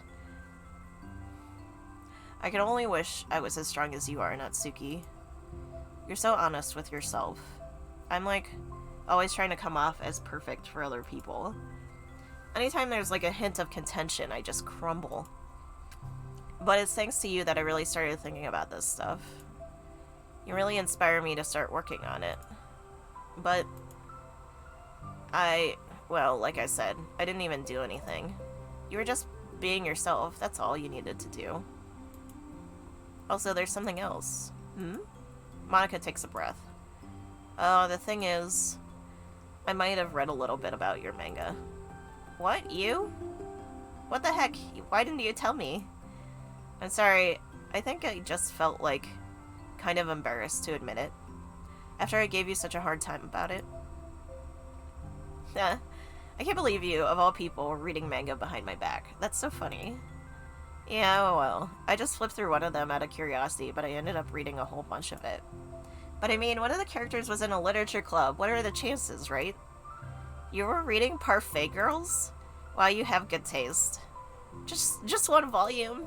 And I kind of just picked it out randomly. Well, you have good intuition then. You have to tell me all your favorite parts. Well, I think it was some kind of weird fate. Because the character isn't just in a literature club. She also plays piano. Which is weird because I've always wanted to learn piano. She was like the perfect person that I always wish I was. If I just did what I wanted instead of second-guessing myself. Monica walks over to the piano and sits down. I love this picture too. I always felt like I should only share the absolute best parts of myself, the parts that will impress people or make them like me more. But after you joined the club, I realized how self-destructive that mentality is. We share things because we want to express ourselves. Sharing experiences allows us to share emotions. And I just felt like I wanted to show you this, because if it wasn't for you, I never would have started playing. Hey, I think the credit is the one for that one goes to Parfait Girls, not me. No. Well, maybe it's true that Parfait Girls put the thought in my head. But it was still you who inspired me to keep practicing every day. Every day? Because, you know, you just make me feel like I want to do something. If I want to do something, I should just do it. I mean, I still haven't been practicing for very long. And I'm not really good. I'm not really any good at it yet, like at all. But I wrote a song for the club. And I worked really, really hard on it. It doesn't have any words or anything, but, well, yeah.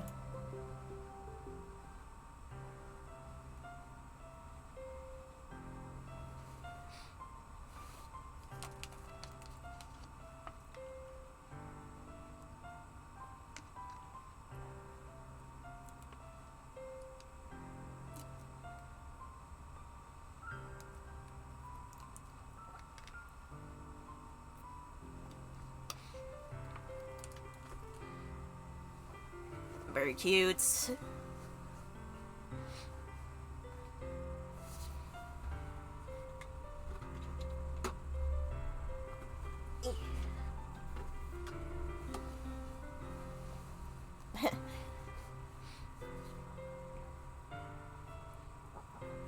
And this is where we hung out.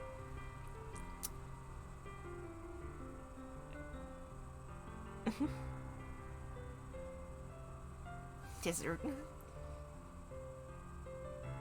Wait, Jesus.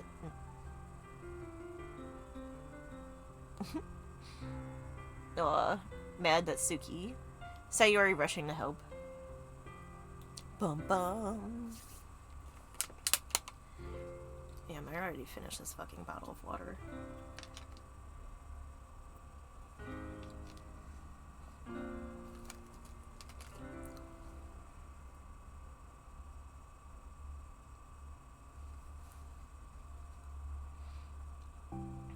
That's all.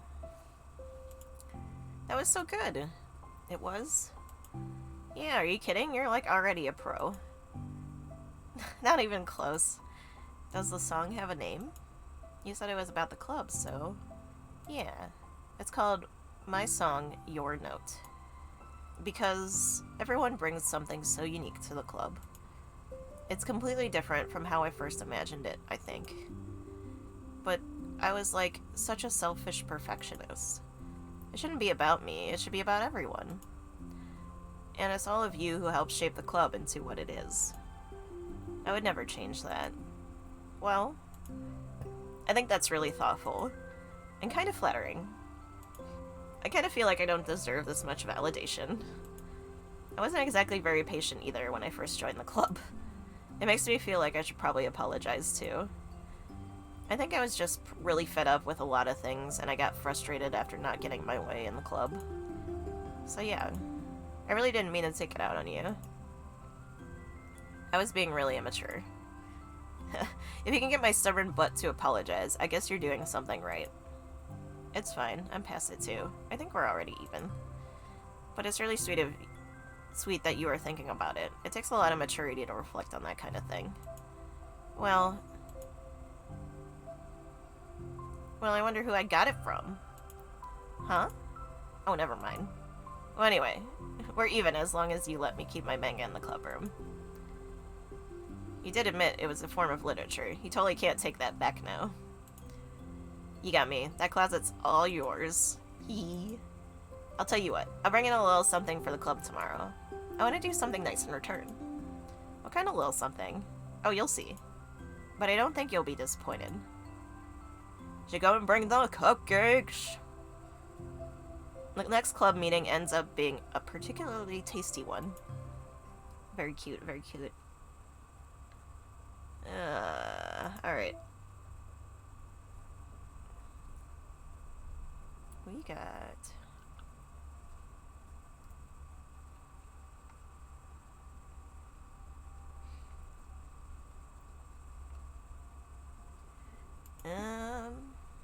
let's see. Let's see who's on right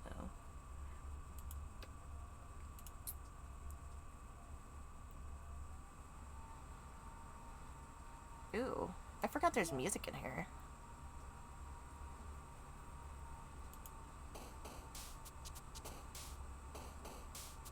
That's familiar.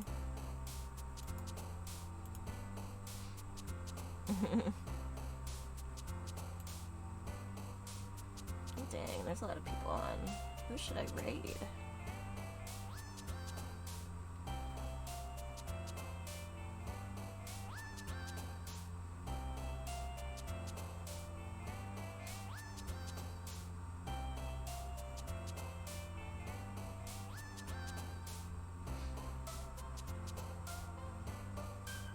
Ah, Mouth is playing Pokemans.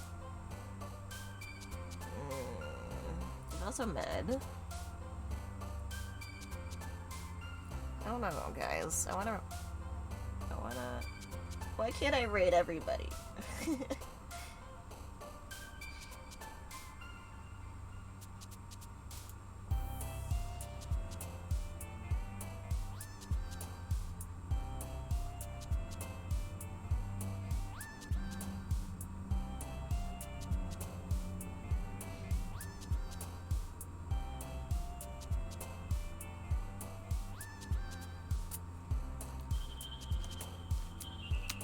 Wait, is this the Nautica song?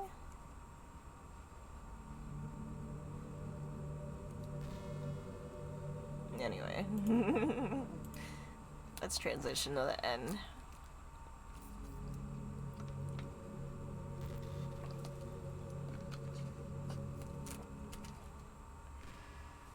Alright,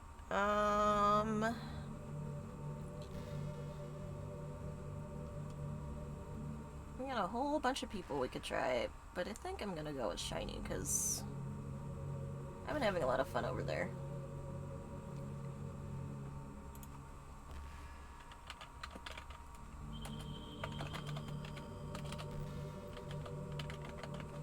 And I think, when was the last time I rated him?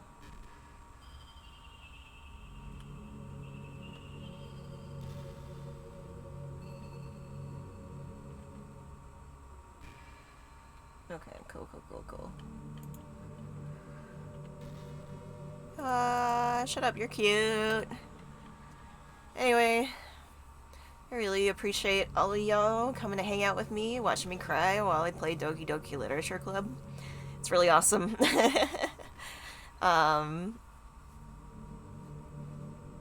Yeah, I might try playing it a little bit tonight and see if it'll work. I might have better luck with Simulacra 2, which is the other game I have.